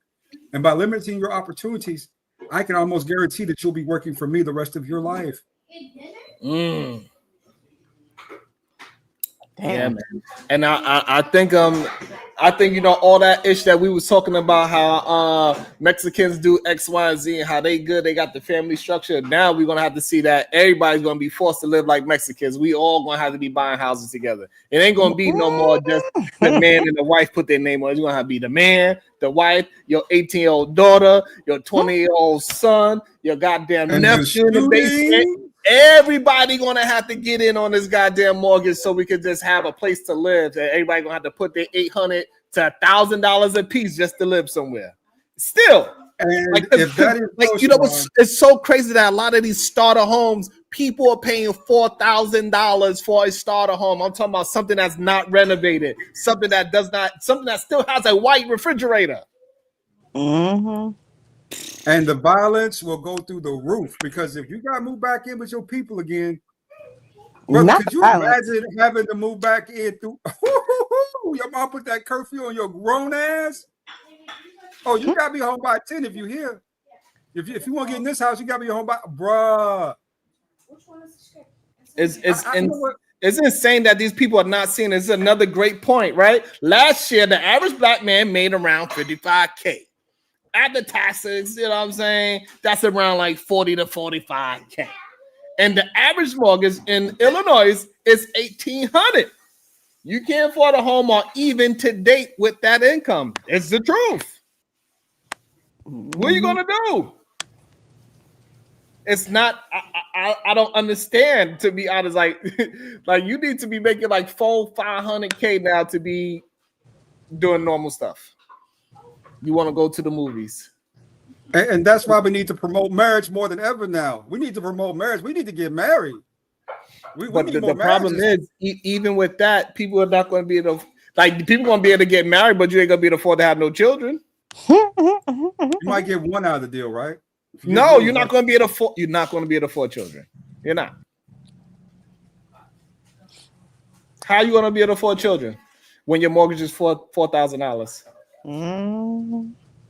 For make sure we being clear. We talking about for a starter home. I'm talking about a 2-3 bedroom, 1 bathroom house, an unfinished basement. This is what we talking about right now. $4,000 a month, and we ain't talking about you didn't pay. Hey, look, ADS, you ain't pay no electricity yet. You ain't pay no water. You ain't pay no gas. And God forbid if something breaks down in the house, You are cooked. And you You better are not have a cooked. car note or two and insurance. You ain't driving nowhere. You better get on that pedal bike. Right. It ain't an accident that you see all these goddamn motorized scooters all of a sudden. Everybody on the I be seeing 3 people on the goddamn motorized scooter. I'm like, goddamn, y'all living dangerously. You're living dangerously. It used to be you having sex with no condom, you was living dangerously. Now it's a goddamn razor scooter on the highway. So now it was crazy. I'm driving on the highway, I'm doing 80 miles an hour. I see a dude on a goddamn razor scooter. Wilding. I was like, this man is risking life and limb, sugar bum. Mm-hmm. Shit.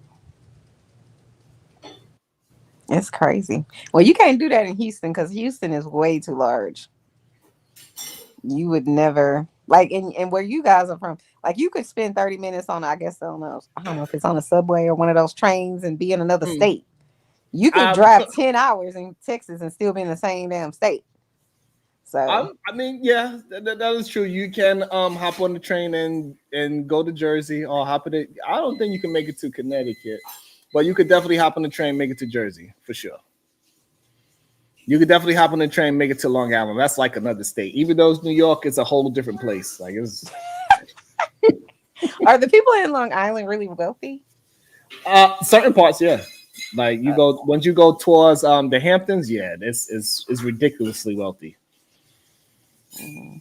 If you go to like where Ashanti live, Ashanti where she lives is still close to the hood, but it's far enough where people don't just go over there. Yeah, over there is really wealthy.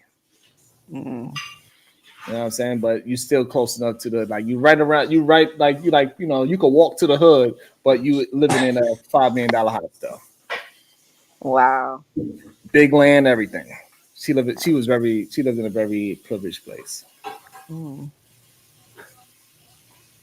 So you know what I'm saying? So, but man, I just don't, it's just the writing on the wall to me seems like it's going in the wrong direction.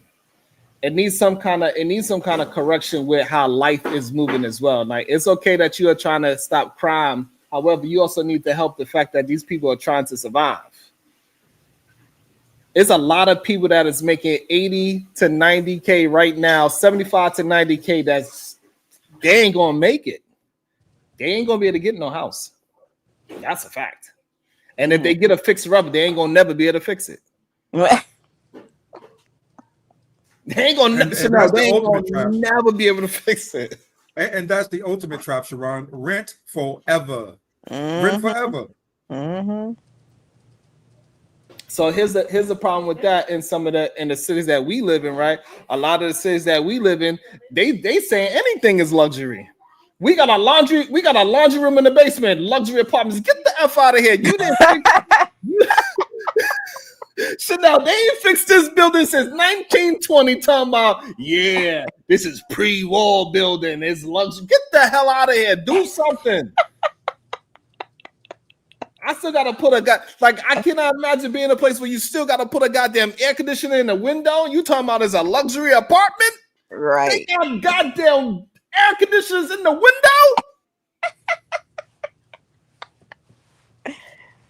Oh my God. Shit is crazy. Uncle Jeff, this is crazy. Something got to give. Somebody got to start paying attention and stop just looking at the surface level thing and saying, oh, crime is up. We stopped crime. But guess what? Everybody is homeless now. Right. Ain't nobody there but the good people. The good people.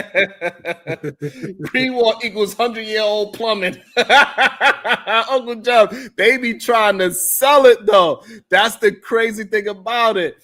Yes, those are nice. Welcome to the show, Coco Loco Boxing. Good day, sir. How you doing today? Carlo Gontoki is the Cloud Chasing Coco Dominican representative. Speak English. Speak English. He was. That's how they speaking on the Bronx. All right, so what's going on, Sharon? How you doing? You back healthy? Everything good? I'm fine, thank you. I appreciate it. You working again? That's what's up, brother. I'm I was happy. always working, sir. All right. Mm. So are you telling me that if I want to own a home and start a family, I'm cooked unless I get married and she's also bringing in income. Yeah, the way how the economy is moving right now, absolutely. And you need to be making at least $120, and she gotta be making at least $110, $120 with you. The way how, because starter homes is going for 4,000 a month. And when I mean a starter home, I'm talking about a home that you should probably have to fix up yourself and renovate each part every year, every 2 years or whatever, right? And so would it be 4,000 a month with the taxes on your property plus your mortgage, and then that's before you pay any kind of utility bill whatsoever. Because a lot of people don't know that's an extra cost on your goddamn house. Like you got to pay your mortgage, and also you got to pay all your electricity, water, and gas. Okay. And think then if something breaks, you're the only person that can fix it unless you got money. Most likely, if you're paying that kind of money, you're paying about 5,000 a month to live somewhere. And we all know 5,000 a month is a pretty dope apartment. I When mean, you really the think apartment about it. down at Lenox go for $5,400 a month, but I mean, it's right down there in downtown Atlanta, and I mean, the view is spectacular from Lenox Station. But man, $5,400 a month for a 2-bedroom, 2-bath, About what, 1,200 square feet? What? 1,200 square feet. Well, I didn't know the square footage by heart, but I'm going to assume it's probably about 1,200 because I went down and looked at it. It's a beautiful apartment. I mean, if you talk about appliances, I mean, it's got an island. The bathrooms are marble. The floors are all real wood, all that stuff. But for $5,400 a month to rent something you don't own, that's a huge waste of money. Yeah, that's a huge waste of money. So, okay, so are you telling me so the alternative would be to take it the Mexican route, where as a family we all move into a big three family unit or something like that? That might be the only option. Black folks can't get along like that, man. They can't get along like that, bro. But it's not an easy thing. It's right. easier said than done. And I'm gonna bring you right in shortly, Uncle Jeff. Thank you for joining the show. Yeah, it's not an easy option. It is a option. If you go to sell, y'all all gonna have to agree to sell, and then y'all all gonna have to split that profit 3 ways if y'all was to all agree to sell. Because if one person don't agree to sell, y'all asked out, y'all just gonna have to figure something else out. Welcome to the show, Uncle Jeff. Good day, sir. How you doing? That was excellent topic as usual. I got some free game I'm gonna bust out for what's coming. Brother Cocolo, if you don't mind, I'm gonna ask you a couple of. If you tell me they're too personal, just say you plead the fifth. All right, go ahead. When you say families moving into one dwelling, how many people are over 18? Oh yeah, well, there is a lot of people. Wait, are you asking me how many, or are you asking me is it common that people over 18 are moving back in? No, sir. Oh, I know it is. No. Okay. I'm asking you in your particular. I was trying to set up a hypothetical financial 10 to 15 year plan should this shit last that long, on how you could make this work. So with that, I'm saying, okay, let's just say by the 1st of the month, by the 1st of September, you and X number of people was going to get in a house. I don't care if you owned it or rented it. How many people over 18 would that be?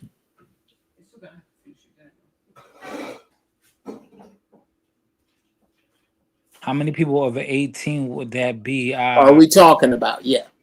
Wait, well, Uncle Jeff, he's trying to work it out right now. Let me going through the thought process with us. Okay, let me just pretend it's 5. Okay, let's just say it's 5 of y'all. Okay. 5 of y'all in a 3-bedroom house, cramped as shit, crazy, but y'all trying to figure something out. Here's what I suggest you do. Hopefully, all 5 of you are skilled at something, because that makes this a lot easier.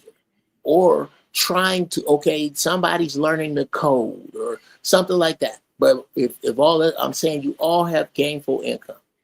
You go get 5 different P.O. boxes at 5 different postal places in your city. You now have a hub that is where you live, but it is not where you do business.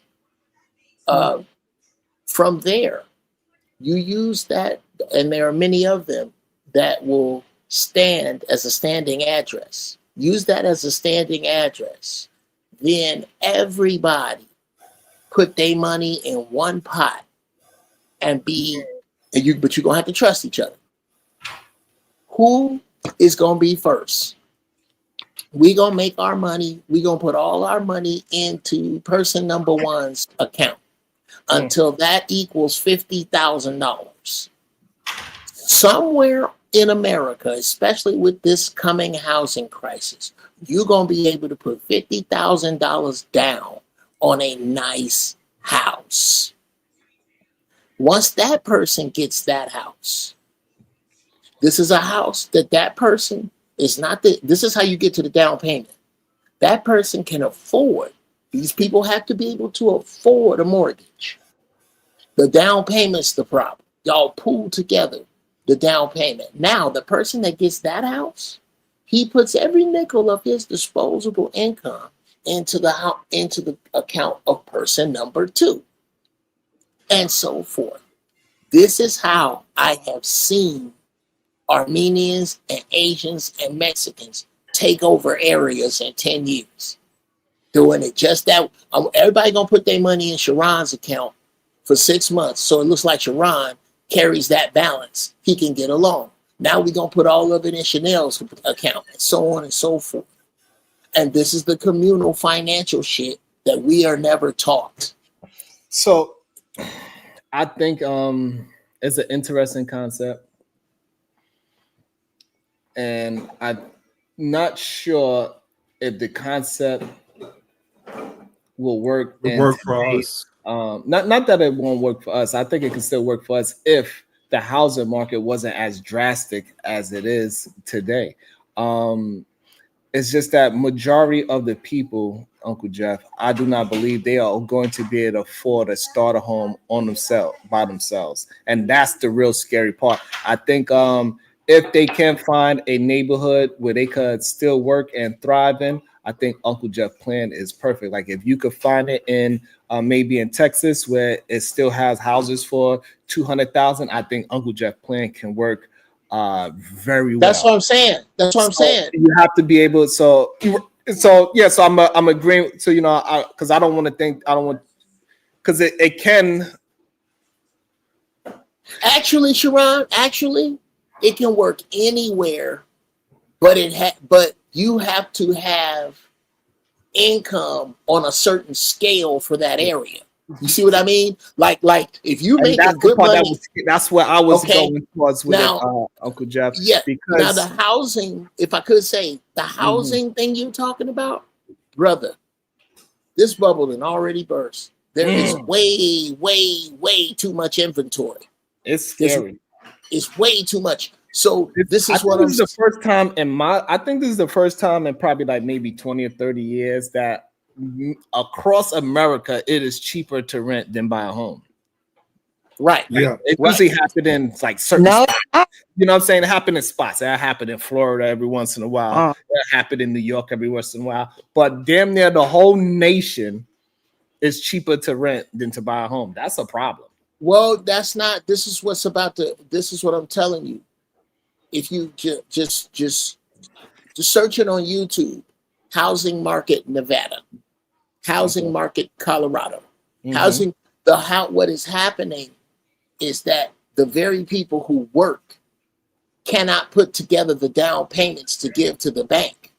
Absolutely. So what you have to do is pool your money and buy houses together one at a time over a protracted period of time in an area where the other people average money. And that's what I'm saying. I don't have no fixes for niggas that don't know how to make money. I don't know how to do that. Yeah.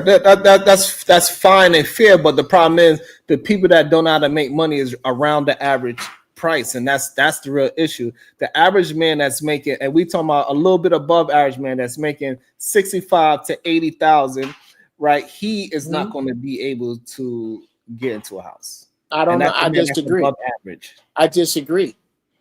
You can, however, no, not immediately. No, not immediately.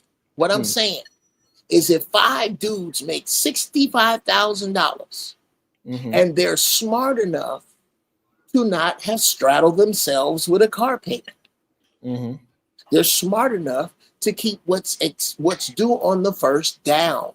They cook together. They go get a 50-pound bag of beans because they understand that it takes 5 families at 10 pounds each, 3 months to eat 50 pounds of beans. They smart. This is yo. Jeff, I know that don't exist. What you just said don't exist. It doesn't? What part of it? You said it's no nice neighborhood that exists in. No, I don't know what part he's saying doesn't exist. Okay, go ahead, ADS. 5 brothers, yes, making over 65, 70K a year, trusting each other to put 50K in separate accounts for all in each of them that they all have access to spend money out of. And then secondly, you think they're gonna eat beans? You just described my existence, ADS, that you said doesn't exist. You're saying right now that I'm lying to you as I tell you, 1, I'm a vegetarian, 2, that I bought a 50-pound bag of beans and split it with 4 other dudes, that we all have a joint account together. Are you saying that doesn't exist? So, but you're talking about the magnitude of buying a home, not just simple household goods or just a simple shared account amongst brothers, right? That we could pull from. We're talking about a whole house, saying $50,000. I'm talking that is accessible money. Here's what I'm talking about. Lord ADS, you make 50K a year or 60K a year. Everybody here make 110K a year. Okay, and I'm happy for you, but I was making a hypothetical situation. Wasn't a hey, let's give him his flowers. Shout out to ADS. That's awesome. God bless. It's about damn time somebody recognized that around here. Okay, well we are shout out to you. We are so happy for you. If it's okay, I'd like to use a lesser number for a hypothetical. Please. Let's just say you only make $65,000 a year, and Coca-Cola makes $65,000, and Chanel and myself and Sharon. That's all we can put together. Coco Loco's around like 40,000, but good. Oh, okay. Yeah. Okay. I'm below average. Yeah, you below. Okay, he's 40. But we all know each other. We all good, and we see this impending doom. The question becomes, who 1 or 2 has the biggest, best living situation that they're struggling with? If we have to commune together, we might have to, bruh, this is what it comes down to. We might have to live in that house, which means it's going to be some huge sacrifices made. The whole point is that I'm seeing the Mexicans do it. I'm seeing Armenians do it. I'm seeing brothers that's smart do it now. Understand that when all of us move into that house, that is now $300,000 coming into one house, that we don't have to do this forever. We're going to straighten out ADS's situation. Then we're going to all agree that Chanel is next. And then we straighten out Chanel's situation, and so on and so forth. This is only foreign to you because it's foreign to you. I'm trying to tell you that there are Black people doing this now. You're vegan too? No, I'm vegetarian. I'm really trying, bro. I'm struggling. I really don't. Because I don't get and I'm not trying to get derailed, but I eat eggs for protein, but I don't eat, and every now and then I'll eat some fish, which is meat that swims, but chicken, pork, steak, no, don't eat it. Do you have your own chickens by any chance that you get your eggs from, or you go to the store still? No, I gotta, it's not my own spot. I gotta do a partner of mine that's got a farm. Perfect. I was just curious. All right. Yeah. So I think the house, the communal house thing is a interesting situation, and you got to have extreme trust with these people. Is it a possibility? Yes. Is it going to be easy? No. And it is definitely a plan that you can work out with another 4 or 5 families that you really trust. It's a possibility, but it's just that in reality, majority of people don't have 2 friends that they can really trust. So those people are going to perish. And so, I think what you'll see though, Jeff, too. And like it's nobody that really want to move into a Spanish neighborhood, Uncle Jeff. At least not here on the East Coast. Like like if nobody want to move to the Bronx, Uncle Jeff. It's run down, yeah. Nobody want to move over there. They got Okay, nothing but, when you go over there, all they got is chicken. They got roasted chicken in the window, turning over. They got some rice and beans. That's so horrible. They got a lot of Modelo. Yeah, they got a lot of Modelo. Yeah, they got a lot of Modelo in the stores. You can't even get like a Budweiser. None of that. Forget that. You can't get none of that. It's difficult. A lot of people are very short. You know what I'm saying? Oh my god! It's very strange in the Bronx. It also got a very interesting smell in the Bronx too. Like it's very distinct. Smells like farts. So like, over the Harlem Street Bridge over to the Bronx, it's a different smell. Or 3rd Avenue? Yeah, the one on 3rd Avenue. 3rd Avenue. All right, but the thing is, like, we Dominican, so we tend to be a little taller. Our chicken is seasoned. So are our women, the seasoned too. Lord Jesus. Yeah, yeah. And we tend to own businesses and promote education. Yeah, also with that too, like when you go over to that side, that's like over to the Dykeman side of things. Like that's where I'm from. That's because you keep saying I'm from the Bronx, but that's where I'm from. Okay, that's fair. But like when you go towards down there, it starts to be a little bit more cocaine heavy over there. It's like I'm not saying Dominicans sniff cocaine. I'm not saying nothing like that, but they just like the smell of it. Yes, Uncle Jeff. Yeah, they really like the smell of. Wow, y'all are so it. They like how it smells really well, and that's fair. And there's a lot of Axe, and it smells like Axe over there too. Like it got like a lot of Axe body. Whoa, we don't do that. Stop. We don't do that. We don't do that. You let him handle you like that, If I could add a little something to what we were just talking about, ladies and gentlemen, if possible, please. Yeah, I think what's going to happen, Uncle Jeff. I think, Uncle Jeff, what's going to happen is a mass migration to rural areas and to the South, right, where rent houses are much cheaper. Sure. I think that was the goal the whole time, to get Black folks out of city by raising rent, gentrification, globalization, by inviting everyone else in these mixing pots, right, and to get us back out in the country to work those fields. I can't lie. That bruh. That sounds like a hell of a master plan, and I don't. My grandmama used to say that you niggas keep getting more ignorant, they gonna bring slavery back. I don't deny what you're saying. All I'm saying is that Black people, if we are going to unify, are going to have to deal with communal living. Real talk. I don't see what else works. I've seen it work too much. This American way of life that was never really meant for you anyway is crumbling for the people it was meant for. You're going to have to live different. Now, can I ask y'all a question?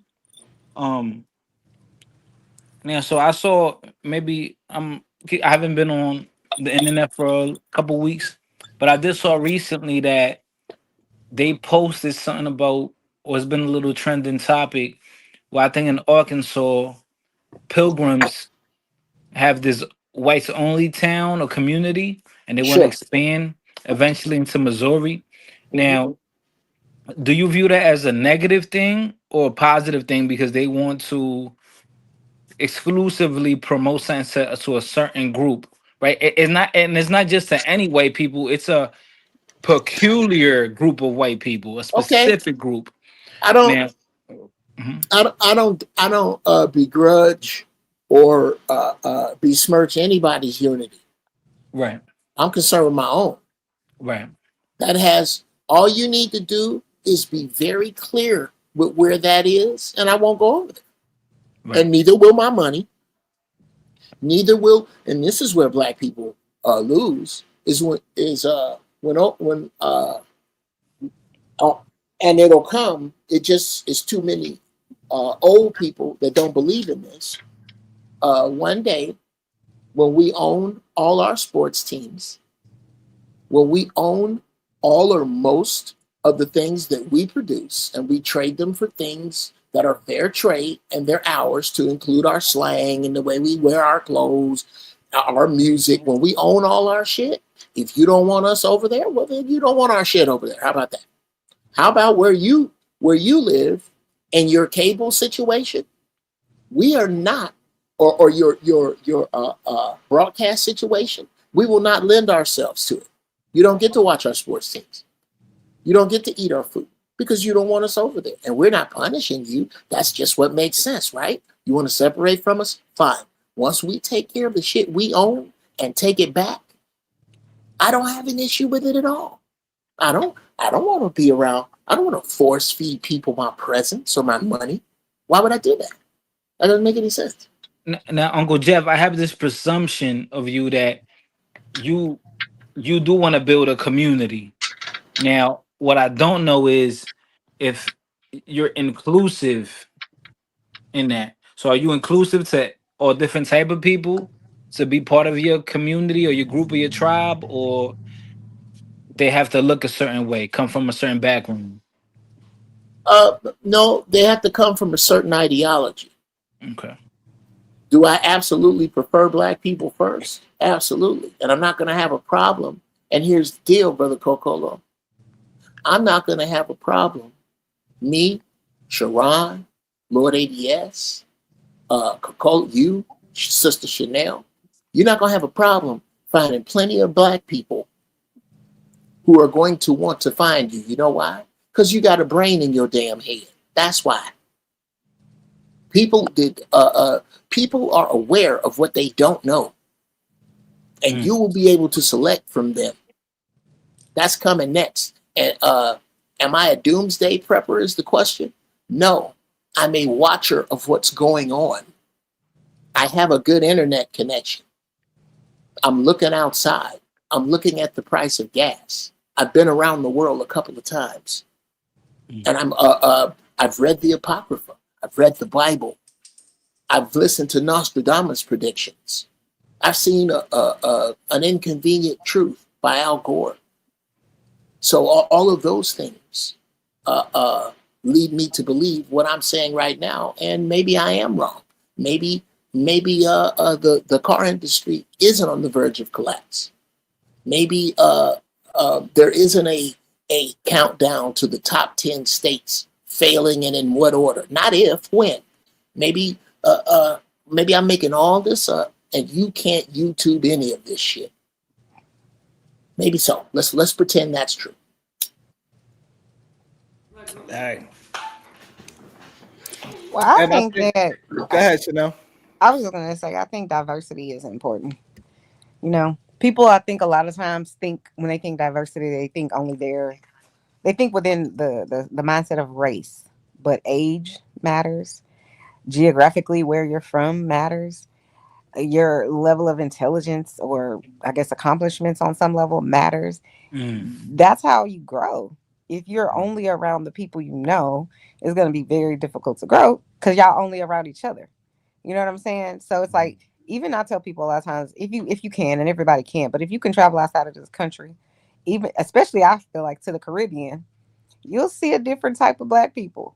You know what I'm saying? Like you see the black people on all the posters and all the advertisements and stuff like that, where you don't, well, I don't know what it looks like in other states, but in Texas, you certainly don't see that.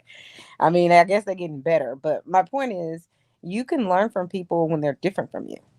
You know what I mean? Like, all of us are different from each other, but you get what I'm saying? Like, I went to a HBCU. Is that how you say it? Yeah, historically black college or university. And that was a very different experience than going to the University of Houston to get my master's. You know what I'm saying? Because the University of Houston is way more diversified. The school, my undergraduate school is black. So most 99% of the people walking around on that campus is black, which is good to see. but my experience was completely different. So I do think that when you're around different people, it evolves you in some way. Chanel, I want to ask you a question towards that. What did you think, personally, in your experience, benefited you more? Was it the HBCU or when you went to the other college? You That's know. a good question. So I'm of two minds.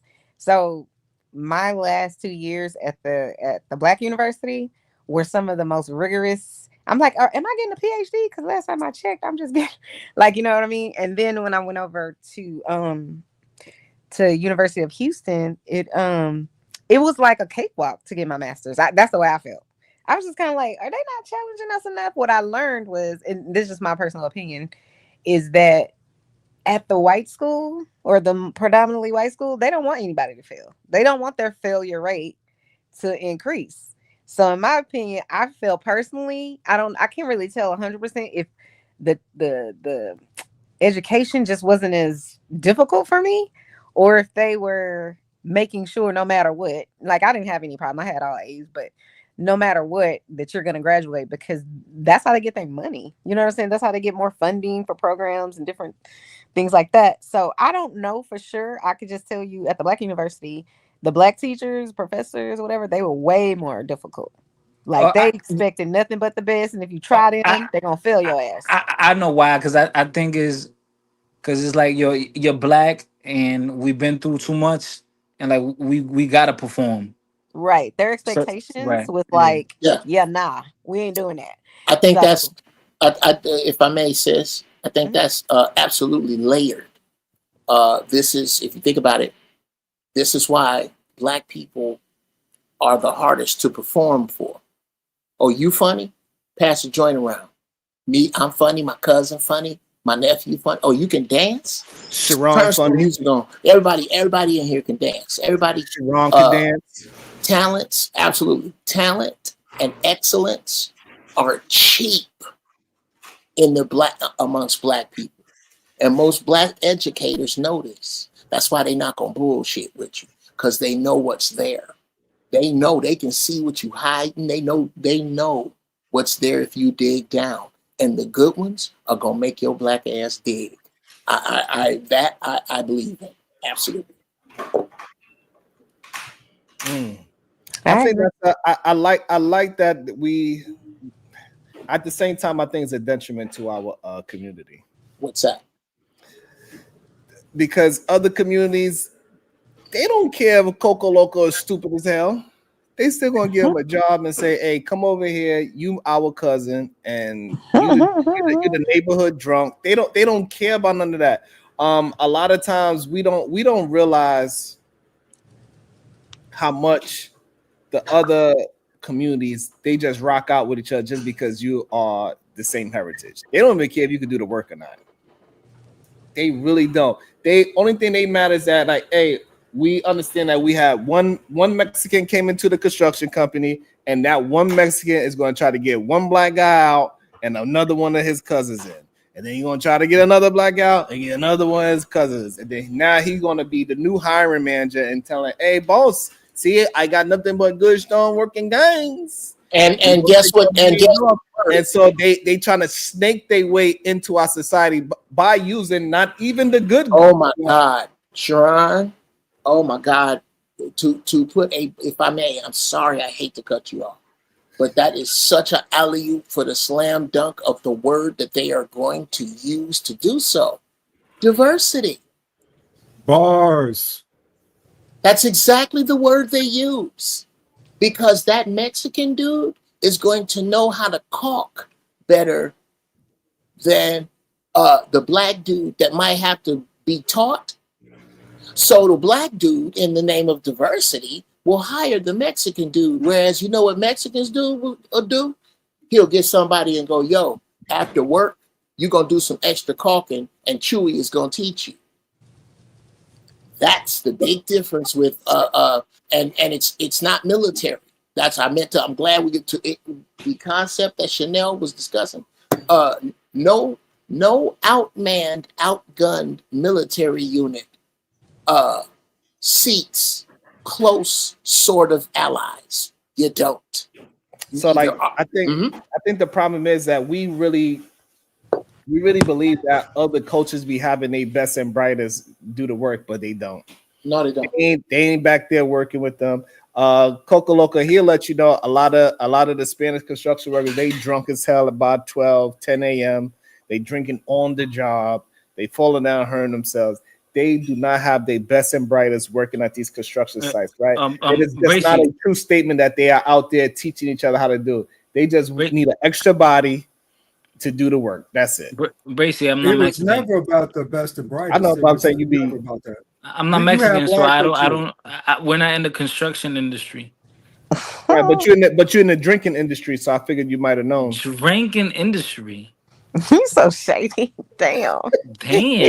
Right. Hey, you showing your true colors, brother. I'm just gonna be quiet, but go you ahead. See them shining. You see them shining through. You see them shining through. Express yourself. You know, you just showing your true colors, brother. I'm quiet over here. You know. I'm saying, Yeah, but this is the thing, though. That essence is very very slurred. Your cheeks is a little swollen. Leave that man alone. I can't take it. I'm a little concerned with my brother. I don't like him looking a little swollen. You look like you got the alcohol swollenness. Damn, maybe I gained a little weight. Maybe I took a break from the boxing gym. God damn. Right, and now the beer is kicking your ass instead of the damn gloves. That's the problem. I don't like it. Yeah, man. I'm gonna have to co-sign what Sharon is saying. Why? Because he got Cocolo boxing up there, and amongst my many travels, I used to coach boxing. And one of the things that people didn't understand about the greatness of Floyd Mayweather is that Floyd Mayweather never got in shape for a fight because Floyd Mayweather never got out of shape. That's a from the Floyd Mayweather has not been out of shape since he was 6 years old. Ever. And it's a thing that we got to start doing as men. We got to stop being so lax on our brothers about slacking off on being in shape. This man lost 40 pounds at one time. He was in the chow Coco Loco when he was preparing for he had a situation. He had a couple of fights for the Golden Gloves. He was working crazy. And now after I know of the dedication that he can do, I cannot just act like I don't see that the dedication fell off. Right. No, I gotta let him know I see you not doing what you're supposed to be doing. And he gotta make the decision. Shit. Yeah. He's Should I get back to doing my grind, regardless if I'm going to fight or not, like what Uncle Jeff is saying right now. It doesn't matter if you're going to fight or not. You have a new standard for who you are. The best version of yourself is not this swollen, drinking beer, alcohol face that you have today. You need to put that bottle down, get back in the gym, start doing your damn jump rope and taking your cold showers again, and get back to about like 210 pounds when you at your best version of yourself. Simple as that. Yeah, right now he's saying you're beating your ass. And it's not so much. I tell you what, Cocolo, have you retired from boxing? Yo, Jeff, you know this is fighter complex, right? No, that's not. Yeah, but that's not the answer to my question. Have you retired from boxing? Oh, nah. Okay, nah, then here is why you are in absolute violation. Because every time you step through the ropes could be your last. You could get hit right and die, brother. We know that. Now, but okay, you know no, it's not, and that's okay, brother. Let me tell you. Okay, I'm gonna take you on a ride. It's gonna be worth the trip. We use the words ignorant, stupid, and foolish incorrectly. Ignorant merely means don't know.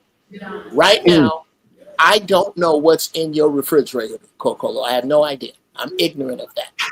Stupid means can't learn. I had a pedigree American bulldog. No matter how good the food was, I fed her, or how well I trained her or groomed her, she just could never do my taxes. She was stupid for that. She's stupid that she couldn't do it. Okay? A fool is when you do know you can learn but you do not apply. That is a fool. What you are doing right now, brother, is foolish because you know better. You can apply yourself.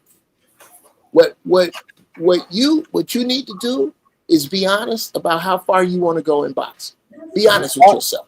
Or in life, period. He had so that my problem is this. Well, a lot of my brothers, as because it's easy to fall off, right? And I believe in doing the hard things. Doing the hard things is going to build certain kind of characteristics within your mind and your body. Because now, when you tell your body you want to do something, your body know you ain't bullshitting. A lot of people, a lot of men especially, they have hollow words. They say, yeah, I'm gonna start going to the gym, and then they will come up with this excuse, man, I don't have time. If you are a single man with no children, no girlfriend, no wife, if you don't have time now, you ain't gonna never have time to go to the gym. So stop saying you are looking for time to go to the gym and just say you don't want to go. I'd rather you do that than trying to act like a little fucking punk and try to give excuses for not to go. The problem is a lot of men, if you don't really want to do something, anything could be your excuse to not do it. But guess what? If you have to do something, like when he had to go into that ring and he know he was fighting some people and he had an opportunity, that man was in the goddamn shower shaking with that goddamn ice because he knew what was happening while going to work. He was still training. He was still running. When he had no time, he was still driving, fighting, training, and cutting weight all on the same time, and maybe still being on the panels. Maybe his why has changed. Woo! Has your why changed? And don't answer that now. That's a very personal question. And I want to make sure, like, we using you, fighter, but it's more of a broader conversation I'm really attempting to have, right? Because I just want to use somebody that, like yourself, you're honest about your ups and downs with your fighting, because you go through it, so you understand what being a fighter is. You know the ups and downs, winning and losing, training and not training, gaining weight, losing weight, and how difficult that actually is. Working on your left foot, sitting down on your punches, on your toes, turning your feet, all that. And a lot of people never even attempted to do what you have done. So, so it's just important that people just understand that you got to be the best version of yourself, and you can't back down from being the best version of yourself, because you're only cheating yourself. And that's that. And Brother Sharon, I hate to cut you. I'm sorry. Very, very well said. I'm gonna say one of the problems with, or let's call it a problem, is this would be okay if we were talking about you making bicycles, or trying to make the world a better blender, or being a painter. Brother, you are in easily the most dangerous sport there is. Your sport is more dangerous than MMA, in my opinion. Boxing is very dangerous. This is not, if you were sailing boats, nigga, all right, sail the boat. This ain't that. Right now, the dude that's gonna beat you is not drinking beer. He's not sitting around.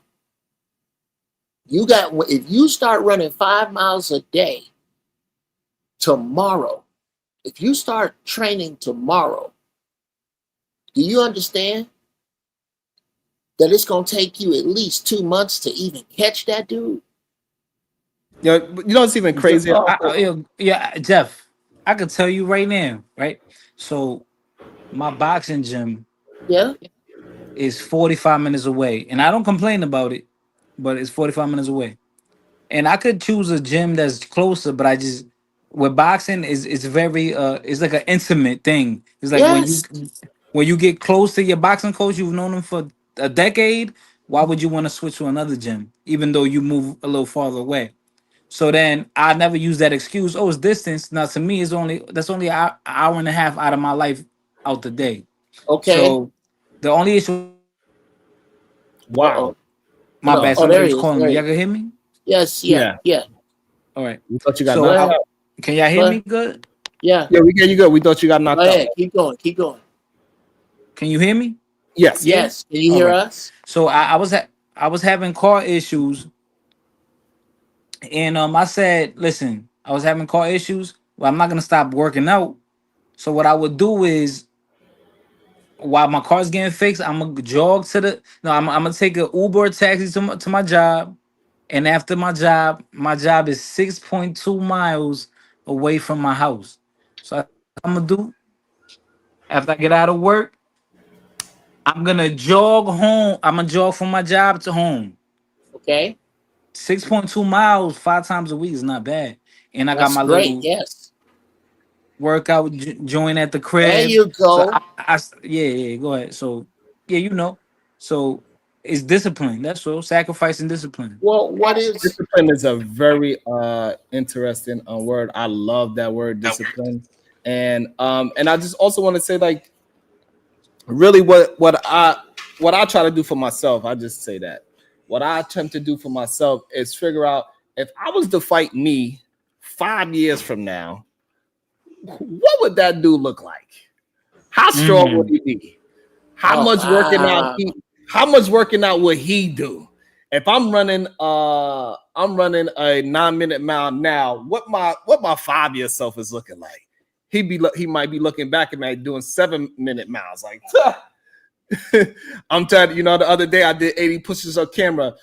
My 5-year self, he might be doing a $120, no problem. One sitting, talking shit while doing a $120. So I try to chase my future self as much as I possibly can, and envision my future self much greater than what I am today, so I could become that future version. I'm always chasing the best version of myself as much as I possibly can, because I feel like as long as you could picture yourself doing great, you can actually do great things. And this uh, the person that you fight is always the person in there. That's your real challenge. It ain't nobody else. no, absolutely. And furthermore, Sharon, and perhaps this may be a testament to the good shit that I smoke. that dude you're talking about already exists, and he's talking to you from there. Mm. He's talking to you from there. He said, That bring your ass on. come on, man. Don't let me down. I don't want to be some pot gut toothless broke fool at this age. So here's what He you lost his need tooth to from do. boxing, by the way, not because of hygiene. Oh no, I'm talking about you. I'm talking about you, Sharon. This is the few. That's hilarious. But real talk, man. I like what he's talking about, where he's taking charge of his own particular direction. Mm-hmm. The question is, what is the ultimate goal? Is it to be the champion of the world? Is it to be the champion of a particular area? Is it to Coco Loco just hustling? He trying to use his physical talent to make some money. I don't know if he have. Well, I'd rather him answer it. But for far as I understand the conversations I had, he do it to make an extra dollar. However, I'm not necessarily talking about him when I'm saying these things.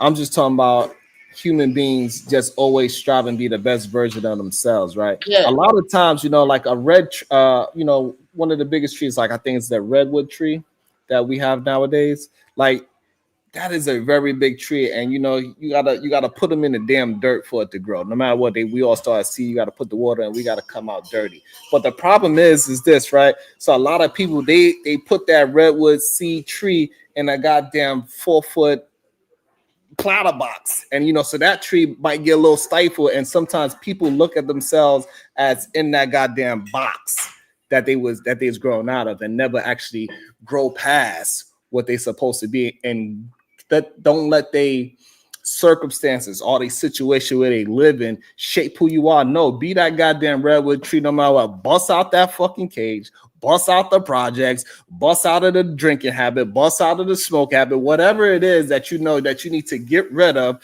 to make sure you need to move forward. You already know. That's why majority of the people are here on YouTube. They trying to find better ways to become the idea of what you just said, Uncle Jeff. You already know who that person is. That person exists already. They just tell you, don't let me down. Right. That's why you keep hearing that voice to say, hey, how do I become a faster, how I become a more rich? Whatever it is that you're searching, your future self is already talking to you. Don't Well, let that person down. That, and I'll say this, brother, we have a duty, Sharon. We have a duty to sharpen the iron of younger brothers than us. That's not just for him. Somebody is going to refer somebody to your video.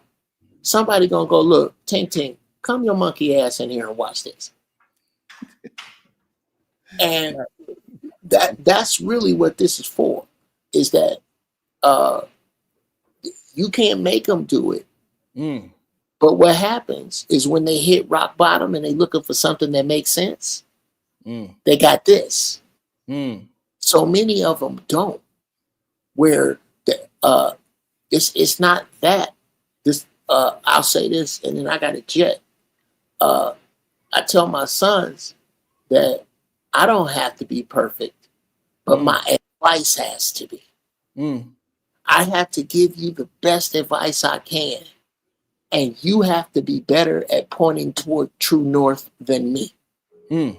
That's the whole goal, is that I'm not telling you to be perfect. I'm not perfect. I'm telling you what I believe is perfect. And that's what you aim at. So with that, y'all, man, this was fantastic. Love getting down with you, bruh. Another good show. I'll holler at y'all, man. I'm out. All right. Yeah. I enjoy having these dope conversations. I appreciate y'all for rocking out with me. Hopefully I'm getting y'all through y'all evening. You drinking some nice water, maybe walking in the gym, you getting some chores done. Shout out to y'all. So hopefully I'm producing and giving y'all something of value while y'all hanging out with me. I hope that I am. Hopefully I'm not wasting nobody's time. So I would hate to waste somebody's time. You feel what I'm saying, Chanel? I do my best to provide as much information as I got. There we go. At work grinding. Yeah. Damn, girl, you be grinding, girl. Sheesh. God damn. Where we at? All right. So you know what I'm saying? I do got another speaking of, even though he left already, I do got another video for him to see. Because we gotta on the greatest side. We gotta have a conversation. We gotta have a conversation about that Latino named Fat Joe. God damn it. ADS, what is wrong with what is wrong with that man? ADS, why that man is always lying? The Latino Fat Joe. Why is that man always lying? Because he can get away with it. He think black folks is dumb and won't say nothing. That's what he really think. He think we stupid. He think we stupid for real. I mean, for real, for real. Talking about, like, you know, saying Puerto Ricans created hip hop. Bruh, stop the cap. You know, say y'all joined in on our point. You know what I'm saying? We blew y'all up. And this is how y'all repay us?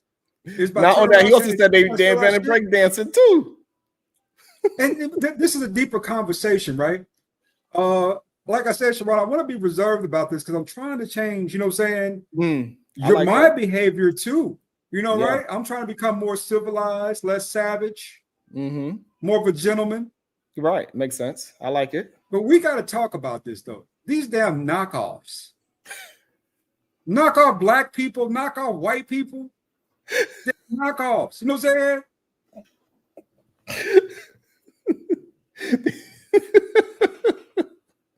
saying? Everything. Damn. Let's see what he talking about. Let's see what this Latino talking about. Lyrics from you that I loved.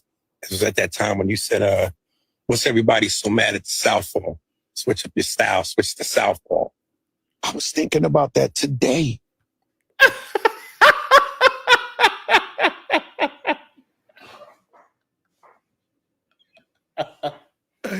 Yo, ADS, what's wrong with him? I don't know. He looks sick, don't he? Look at him. He do look a little. You know, sick. he got. I mean, no muscle. But like he know damn well when that man asked him that question, he wasn't thinking about that today. That boy be just be Latino. That boy be lying. Let's go ahead. Let's continue to see what he said. And let's see. You think he gonna admit? Somebody said it to me. I didn't watch the full thing. You think he's going to admit that he didn't write that rhyme? I mean, no, he's not going to admit it. At least not out loud. You know what I'm Because saying? I know who really wrote it. Who I know was it was the first it? person I heard say that. It wasn't no damn Fat Joe. Who was it? It was Jadakiss. Yeah. Yeah. As soon as I seen that part, I was like, I'm not gonna watch no more. I wanna rock it out with my peoples. But I was like, that is crazy to me. No, I want to hear the interview, because at the end of the day, that way it's a multi-layer cook, right?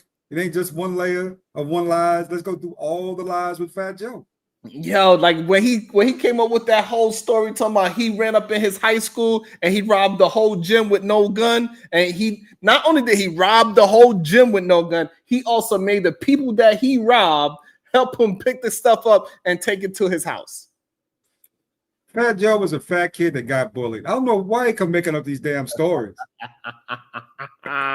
He's a Latino jobber. What's wrong with him? Let's see what he say. Hold on. That was me. Oh, And he borrowed. I was listening. oh That's shit. my original. That's my line. Damn, I did. Google it. Yo, Jay, Go to Charlie. we'll be right back after. I didn't even know they had a show together. I didn't know they had a show together. That's what's up, that they have a show. But yeah, Jadakiss is 100% right. That is effing hilarious. And the nigga's on the show and he still lied about the shit. I mean, he's on the spot. The nigga's literally on the show with you, who actually. What's up, Renee? That is, yo, that is diabolical. Like the amount of Latino that is in this man is crazy. OMG, that's crazy. But I'm glad Jada said something right away. He couldn't let it happen. Shout out to Jadakiss, goddammit. This commercial break. Hold on. It's my line. I followed everybody so mad at the Southpaw. Learn how to switch your style up and go southpaw. Yo, Right. Jay, You let me tell you say something. it, but you open your mouth for. Better reason for me to just open your scalp more. Right. Ooh, man, that's me. Man, let's not get this. I mean, we ain't got all time. No, but I gave you that shout out. No, yeah. On a super smash hit record. Yeah. But That's his vision who came from Thug It Out, then he threw it on making threw it on the once again, the crossover.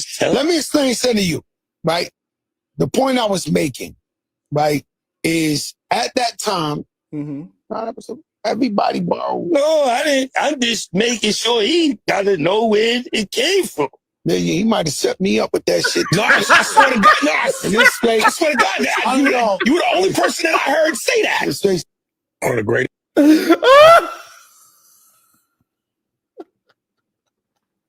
Fat Joe out here lying? He was gonna do a bold face like that. Hope Jada didn't say anything. That is insanity. Like how much you are willing to lie. And you know the funny thing is, Sharab, what really should scare you? That should have become canon. Because ain't nobody gonna do the research to validate what he's saying. They just gonna go along with what Fat Joe say.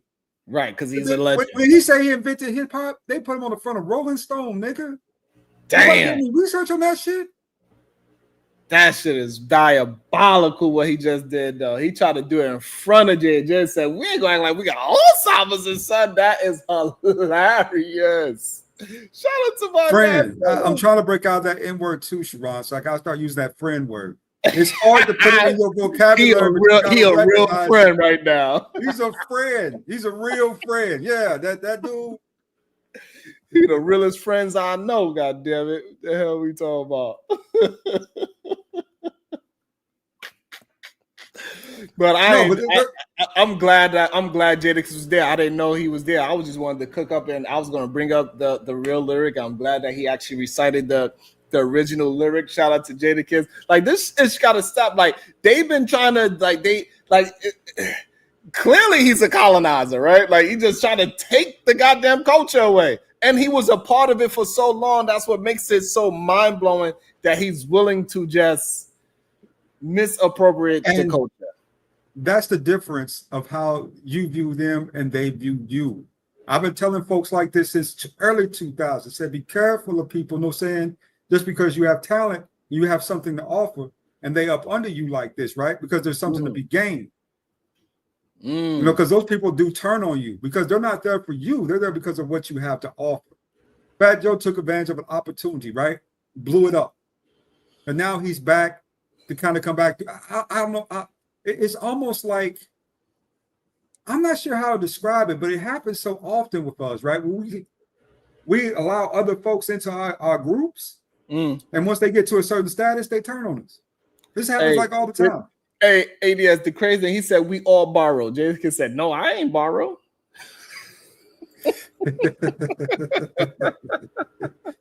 That's the shit that they don't That's stealing. That's stealing. That ain't borrow, that's stealing. Especially when you claim it right away. I was just thinking about that today. You're full of shit. You didn't think about it in the first place. You heard somebody else say, you was like, damn, that sound good. That's what happened. Do you know that? And this is something, Sharon. Do you know how many people, especially, you know, mainstream rappers, let's throw in the names, right? Jay-Z, Drake, all those guys who got ghostwriters. Most guys in music don't write their own music. They just don't. R. Kelly, he wrote his own music, which, well, he was a lunatic. We found out he was crazy. Yeah. But he did write his own music. Yeah, sure. He's a hell of a writer. I can't take that away from him. Just because I can't believe how good. I can't believe how good. Goddamn, I Believe I Could Fly is. Like, goddamn, that's a hell of a record. Now he had all types of hits back in the day, man. Crazy hits. I mean, you know, people forget about a lot of this stuff. Bump, you know what I'm saying? What is it? Ignition, stuff like that. That was some dope shit. But he was also insane on the other flip hand side of that, though, right?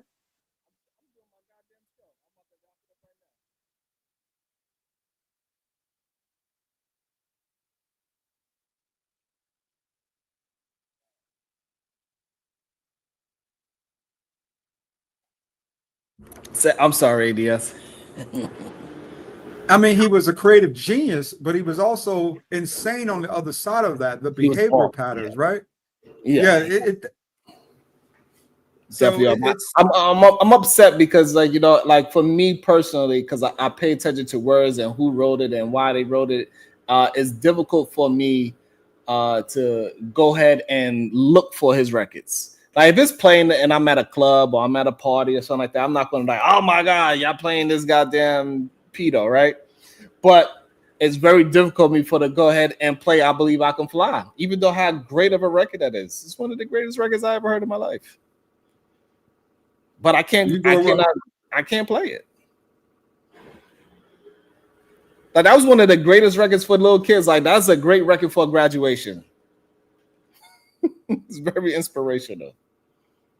The greatest, that was dope. People, R. Kelly was a hell of a writer and a performer, singer. Yeah. But he just could not control his appetites. It was wild to me, right? You know, he got to the point where he got super brazen, bold, and just like, he didn't care. He just put it all out there. He thought he could do anything now. Like, and it happens to a lot of them, right? And this is why the Epstein's file is kind of interesting this time and the climate that we are now. I think that's another reason possibly why, what up, Black Seinfeld, why Donald Trump is doing a lot of things that he's doing now to take the steam off of the Epstein's case and all of the files that is there. I think that is a strong possibility. I think it's also a possibility that's why he's already making it comfortable for military to be in our states like that, like so we can just get accustomed to seeing it, just in case it hit the fan. He gonna declare martial law with no problem, right? Just so he wrote great records for Michael Jackson, like that man. Hey, but he's a goddamn degenerate and a criminal, without a doubt. It's a mental illness. I don't know what happened between him and Leah, but it broke him. I mean, it really broke R. Kelly brain. You know what I'm saying? That happens a lot to artists. When they lose that one person, you see them go to the wayside fast, especially mentally, right? They might still have the money. They might even still have the influence. They might still have the, be able to sing and do whatever, right? But their mind state goes, I mean, to straight out degradation. You know what I'm saying? And the way they kind of perceive life. You know, Kelly, Leah was. I think he really felt something for her. You know what I'm saying? Something serious, right? Something really serious. Even though she was, that's against the law. We're not going to promote that in the least bit. Lord Jesus, let's not get that started. But I think he actually felt something for her. And when that happened, that broke his brain. You know what I'm saying? The same thing with Kanye. You know what I'm saying? When he lost his mom, Kanye been batshit since. I mean, he really has been batshit since he lost his mom. So, I mean, it only takes one thing to break a man. It really does sometimes. And if that thing is important enough,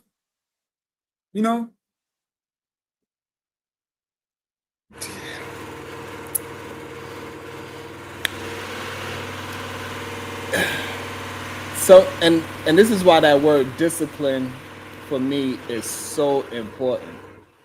What's up, Lucy Pearl?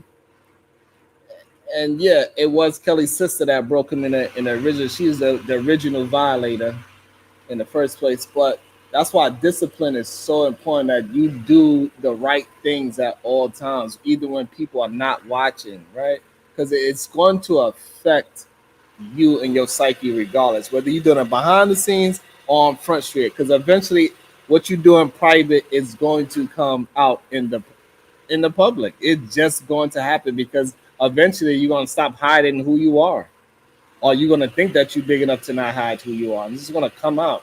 And this is why discipline is so important. We got to really hone in on this discipline situation and understand that discipline is freedom, right? Because this man had lack of discipline, and they literally cost him his freedom.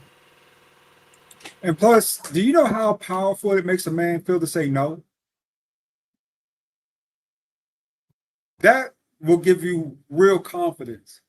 If you can say no to a woman, especially on the sex thing, when she calling you up like that 2 or 3 o'clock in the morning, you can say, no, I'm not doing that. The empowerment you feel as a man is just tremendous. You feel good that next day. You feel like a man. Because you can actually, you leveled up. There's freedom and discipline. You're absolutely correct. There's confidence, there's power and discipline, right? But you have to build that up, and it takes a little while to do so. And most men don't have any direction. That's a bigger issue. They don't know what to do. They just go along with, whatever is happening at the time. They just really is. And that no is a very powerful. That no is a very powerful word, and that also shows your discipline, right? Because somebody that don't, like, Uncle Jeff, he ain't going to eat a piece of steak just because. He's like, no, because he has a discipline for it. I'm vegetarian. He's disciplined for a certain type of habit that he had. He smoked weed. Maybe he don't drink alcohol. He has a discipline. Like we have to be able to trust our own disciplines that's good for you, whatever it is that's working for you. Because everything's not for everybody. Like smoking is definitely not for me, regardless of anything. It ain't for me. Alcohol is not for me. I do not like to not be in control of every function of my body. I love having control of myself and being in my right state of mind at all times. I enjoy it. But it took me a while to understand that I can be by myself 100% of the time and be okay. I'm okay with not talking. I'm okay driving in my car for 2-3 hours, no music, just me and my own thoughts, thinking about a master plan. Damn, you too? Hell yeah. I thought I was the only one who does that. I really thought I was the only person who did that. I can really get in my Jeep and just ride to no music, to nothing, just listen to whatever's going on outside my car and think to myself what I'm going to do next. Absolutely. I can really, yeah. Especially if the windows down, or if you have the luxury to have a top down and just hear the earth and the things that's going on around you. Like I enjoy it. Like I don't need it at all. Sometimes I have it just for noise, especially if I have somebody in the car with me, because I know everybody's not equipped for it. But if I'm by myself, it's quiet. I'm just in my own thoughts. Yeah, I mean, I'll definitely play music with someone else in my Jeep, right? Because, well, my truck, because I want them to feel comfortable. Right. I don't care either way. You know what I'm saying? So we can listen to whatever you want to listen to. It's just, I just want to get to where we got to go. That's really my goal for driving, right? Mm-hmm. Absolutely, 100%. And I think more people need to get comfortable with being with themselves, at least for half an hour. Start with a half an hour by yourself. No goddamn book, no music, no meditation, sounds, nothing. Just you in some dead silence, and start learning how to focus your thoughts. It's an important skill to have, to learn how to focus your thoughts, because things is going to pop up in your head. There's just nonsense. Like even though AD has been doing it for a while, he loves to drive by himself. Every once in a while, he gonna think of some nonsense idea. It just comes up. What if I just slap? So it's like, what the fuck I'm talking about? Let me get back to, you know what I'm saying? And that's one thing I am constantly aware of is my sporadic and erratic behavior. I am constantly aware of that type of stuff. Right? I've got boundaries in my head that go off whenever I do something crazy. Anything in the least bit, even if I start moving towards something crazy, right? Like, say, for instance, I said I was going to go to Five Guys, get something to eat, right? Because I want some fries, I want a burger. McDonald's is on the way. I'm in McDonald's drive-thru. That thing goes off my head. Click, bing, boom. You said you wasn't going to eat this fast food. Yeah, what you doing? What we doing in this line? Yeah. I don't even want that. Right? I lose appetite and everything. Yeah. And that's a part of the conversation you gotta have. And this is when you start to learn how to trust your thoughts too, right? Because you control your body. Like, I don't wake up at 4 in the morning, 3 to leave the house by 4 in the morning, and like I feel like awesome. No, I don't like that shit. It ain't motivate. I'm not motivated to do that. I'm disciplined to do it, because regardless, I'm gonna do it whether if I like it or not. It's not a matter if I enjoy it or not. It's what needs to be done at this moment in my life. It's just what it is. For me, it's instinctual. It's instinctual. Every day, my body wants to get up and go. Even though I don't want to go to the gym, my legs will move towards that gym. That's it. And they will keep moving until we get to the gym. That's it. And people need to just understand that the heaviest thing that you ever going to lift at the damn gym is the front door. Yeah, that's got facts. Once you get past that front door, everything else become light. That's the heaviest thing. ADS is that front door. That's the heaviest thing. Once you get past that, hey, you wind up being good. You work up a nice little sweat. Hey, you feel better at the end of the day. You do something hard and you challenge yourself. You push yourself, right at your limit. Don't go too crazy past your limit. Just get to your limit and push just a little bit. Just do one step past your limit. You'll feel good. You'll feel accomplished. I push myself hard. How many miles are you averaging a day? Summertime, I average around like 7 to 3 to 7. I'm averaging 3. Where is it? Yeah. Nice. Yeah. So that's around like about what 7,000 steps. 7,500, 8,000. Yeah. Sometimes you can get to 8,500, right? Depending on the day. But usually around 7,000, 8,000 steps. Yeah. That's not bad at all. But pretty soon, like as the weather gets a little bit easier for me and the industry slows down enough where I could trust my guys, I could start back and doing closer to 10 miles a day. Because I'm November 8th, I got a race. So I got to get myself prepared to start really pushing myself to the limit. I want to get to 7-minute miles. I don't know if I'm going to make it, but that's what I want. That's my goal. I want to run 7-minute miles. Hell no. I'm averaging 12 minutes and 45 seconds a mile. That's my average. That's good. That's not bad at all. You can push it a little bit more. You can get to 10-minute mile though. If you could do 12:45, you can get to a 10-minute mile. That means all you gotta do is just rest for 30 seconds. You probably resting for like a minute and a half in between your runs. Correct? Yeah. Yeah. I have a light goal, right? It's 3 miles basically in 40 minutes. That's the boundary. So if I'm having a bad day, that's easy. You know what I'm saying? I can walk that, right? Yeah. You know what I'm saying? If I'm having a good day, I can be out there in 35 minutes. Yeah, 36 minutes. That's a fast walk though. I mean, it's good because it gets all the toxins out.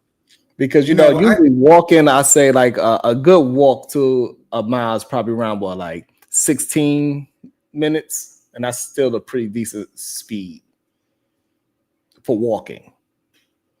I think most average people, when they start jogging, I'm pretty sure they could probably do like a 15 or 14-minute mile. Like when you first start jogging, like that's pretty intense. But then like when you start to get to where you at, the 12-minute, that's when you start to hit the hurdles of like, shit, getting to 11 minutes is shit. That was hard. Because you run that's hard as hell. Because you run the consistency for a much longer time. You taking shorter breaks, you know what I'm saying? So that's when it starts to get, when you get to that 10 minutes, that's when it's like, oh shit, my heart rate was up. But brother, you talk about the women love that shit though. I'll be on the man when I be at Planet Fitness on that treadmill, man. The Latino women, black women, white women, they get up around you. They see you up there sweating. You really doing it, bro? They love that shit. They really like that shit for real, for real.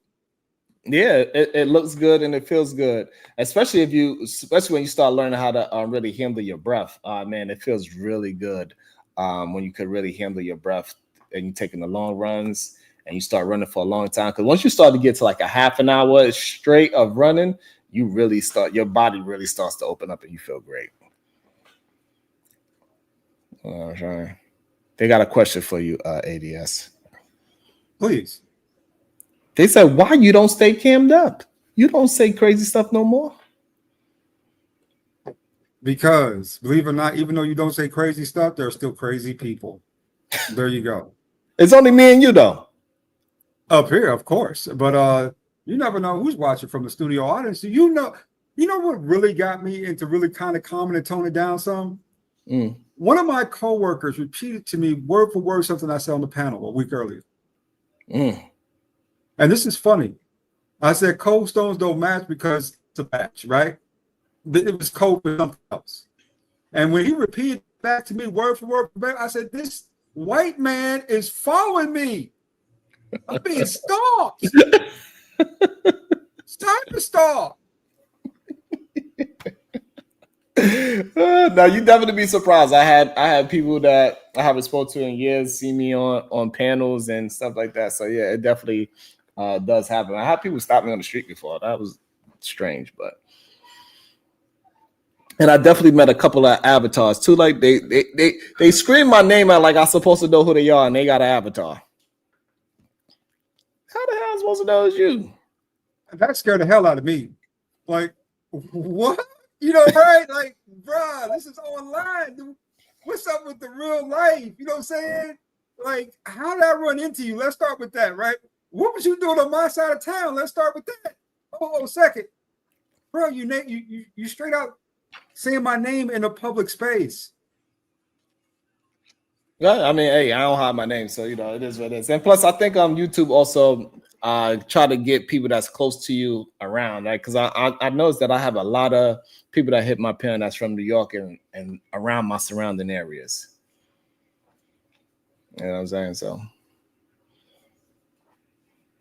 yeah, but still though, man. What are the chances that me, Israel, Venus, Hood Conservative are all from the same neighborhood? Great, actually, if you think about it, because of how the system is set up, right? In these circumstances, Black folks are being forced to urban areas, especially very populous urban areas like Chicago, Detroit, you know what I'm saying? All the way back down to Miami.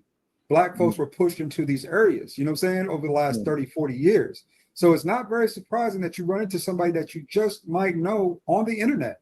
Yeah, I guess so. Like Slimmy and Chaotic Truth, they went to the same college. That's crazy. At the same time. Damn. You know what I'm saying? So I think I think we all are being pushed towards a certain way, and YouTube is definitely holds us back because it doesn't. I realize that it doesn't matter how good your content is for real. It really doesn't. I used to believe that, but now I don't, because when Sexy Red was reviewing that Fatty Super panel and had all the YouTube celebrities on one panel, it turned into just a regular panel like how we always have. Screaming, yelling, only two people talking. All of a sudden, nobody's a celebrity, right? You know what I'm saying? Like, it was the same thing. It's just that everybody, It was the And same. Uncle Jeff talk about 4 or 5 black people living in the same house, bruh.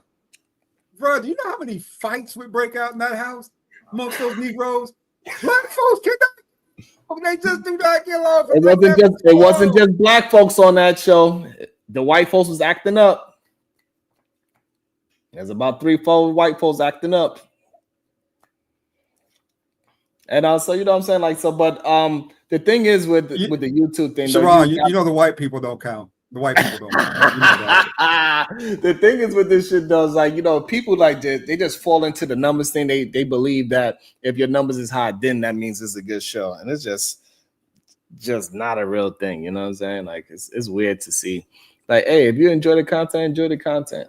But most people, they enjoy what other people are enjoying. Most people. That's why I'm glad I got the people that's rocking out with me. They hold me down. They rock out with me. I rock out with them. So salute to everybody.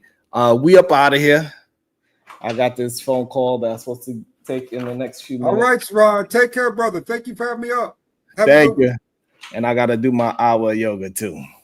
God damn it. And also remember, it ain't my fault. And I just want you. Don't get mad at me, nigga.